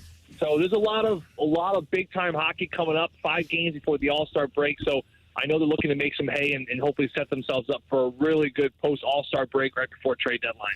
Joey, would you say that this is probably the most important stretch thus far? I know they had that stretch where they were playing all of those teams, Florida, New York, Boston, and those were really good teams and knew that their record was really good. But is this stretch more important because they are in the same conference? Yeah, Carey, I think the post-Christmas stretch you're talking about was certainly important. I mean, you started with Dallas, and then, of course, we saw the Pittsburgh Penguins. You know, we saw Colorado, and then it just kind of kept building, the Bruins and the Rangers, and it really never ended. And I think you look back over that stretch, and the Blues did everything they needed to do to keep their head above water and actually above 500 to continue to make a good push. I mean, that was a stretch. If you lose 3 or 4 of those games that you end up winning, I don't think you can really claw back and you really pretty much put yourself out of position. But they didn't. They came and they finished off that kind of stretch above 500. Right now they sit 2 over 500. So I think to say that in the state that this road trip is important would be a just massive understatement. I mean, this is a huge road trip for this team. You know, like I said, you're chasing 2 of the 3 teams you're playing. You're chasing the standings. You're on the road. The road has not been favorable for St. Louis lately. They're 2-5 in the last 7. So to figure out a way to pile up some wins, get some wins together, and maybe you leave this road trip instead of 2 games over 500, even if you come back 4 games over 500. Let's say you could go 2-1 or 2-1 or something around those lines would be a great thing for this team because, like I mentioned, you only have 5 games left before the All-Star break. And this is a team, when you get back from the All-Star break, you only have 14 more games before the trade deadline. With 2 games over 500 now, this team it's going to take 10-plus games over 500 to get in. Everyone knows that. Maybe, honestly, probably take 11 or 12 games over 500. So you sit 2 over right now. This is where you have to set yourself up, you know, come out, win the next 3 or 4 out of 5, and then ultimately set up yourself really nicely for the post-All-Star break right before the trade deadline, which, of course, Doug Armstrong then will need to make some decisions. Joe, when it comes to like defining the consistency, all that, nobody really has the answer to that. But when the Blues are right, how does their game look to you? When the game's white, did you say? Stalls, you kind of broke up there. Right. Like when they're at their best, what does it look like? I see. I thought you meant when they're wearing white jerseys. On the road, they're going to wear white jerseys. At home, they wear blue. Now, it's just kind of the way the NHL rules are. I want to make sure I understood the question. When the thing's looking right, not white, it's just good defensive hockey where 5-on-5, they have a high forward, they sit back, they play a very passive, offensively structured team, and they just wait for their opportunities. You know, you look at that last game, Stalls. I mean, they win 3-0. There wasn't one 5-on-5 goal. I mean, that's the reality. This is how this team's going to have to win games. One was a 6-on-5 goaltender, man advantage because it was a delayed penalty, and then of course the shorthanded one and the power play one. So 5-on-5, you're not expecting to score a lot. You're not expecting to have a lot of rush chances. Look at the offensive zone tonight when the Calgary Flames are playing the Blues. You have a high forward almost right between the defensemen consistently in the offensive zone. So whenever Calgary ends up breaking it out, they got 3 bodies to go through. It's a tough wall, and it's a big-time challenge. And when the Blues are doing it right, that 3-man wall is there, and it's very hard for a team like the Calgary Flames to kind of get on the rush attack. Vancouver Canucks at the end of this mid-road trip, they're a rush team. They're going to want to jump on the rush. But you're not going to have 3-on-2s. You're not going to have 4-on-2s with the defensemen joining when the St. Louis are as structured as they were. And I think that game the other night was about as structured as we saw all season long. And I think the stats prove it. You don't allow any goals. You only allowed 18 shots on goal, which, of course, was a season low for them. Joey, we were talking to Jamie earlier, and I was asking him about Jake Neighbours, just being a young player. Can you talk to me about how tough it is to play with the amount of consistency that he's playing with and just doing it every single night? Yeah, listen, I think Jake, obviously, give me a hometown welcome back for him again. He's played here before, but he loves coming back to Calgary. He'll have a lot of family and friends in the building there tonight in the Battle Dome. So I think he's going to bring a lot of extra energy here tonight. But, Carey, I think that his ability to stay consistent for a younger player has been something that's really stood out. I mean, there's 15 goals now. He's got 4 power play goals, which ties the team lead with Pavel Buchnevich. And you wonder why. It's because he's a grinder, student of the game type of guy. The way he plays, the way he prepares, the way he's surrounded himself with some of the best players on this team, going back to when he would be buddied up with Ryan O'Reilly, and of course he rides shotgun everywhere with Braden Shen.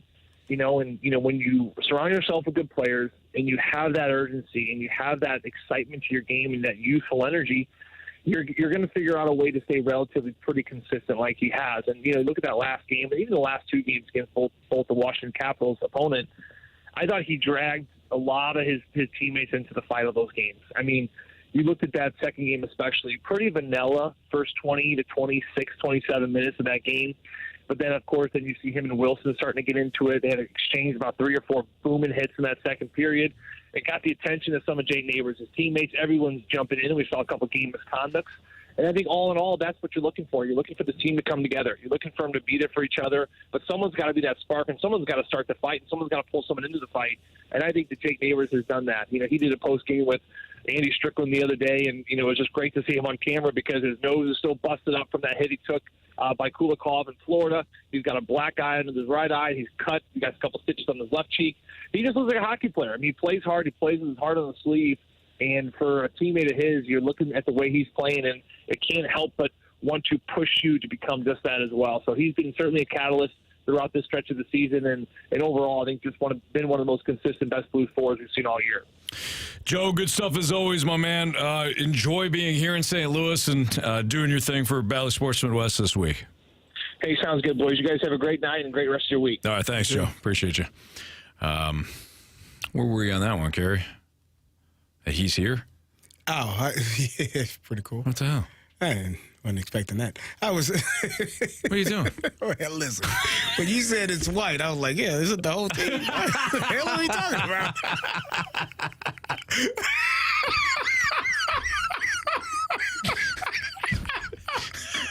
They got it covered. Yeah. So does the league, quite frankly. Yeah. All right. Here's what it is. Yeah. We're the fast lane for now. What do we got next? Bet the board? Bet the board, some criticism, some compliments. That's all next on 101 ESPN.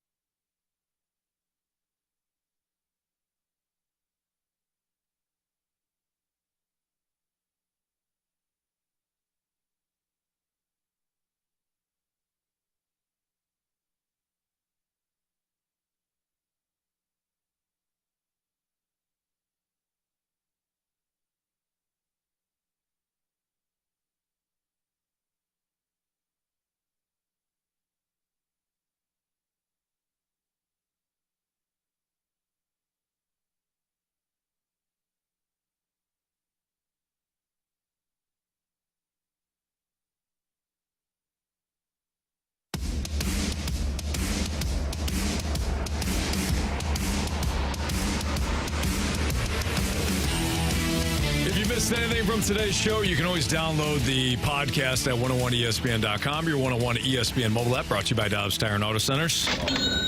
Time to bet the board, gentlemen.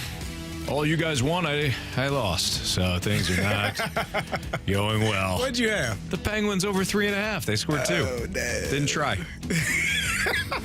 They said, nah. They didn't try hard enough? Marsh's Coyotes scored 5. I should have taken them, apparently. I sure wish I could get to the Illinois side of things. You had the Celtics last night, right? I did. Yeah, the Celtics last Yep. Jamie took the Devils. They allowed 4 goals in the second period, still won in OT. Yeah, that happens. So let's keep going here. Marsh, do you have the updated standings? I do. Anthony, you are in last place. 4-7 on the month. Jamie is in first place, 8-3. Wow. Carey, you are 5-6, and I am 6-5. All right, I need tonight then. I need to flip that around.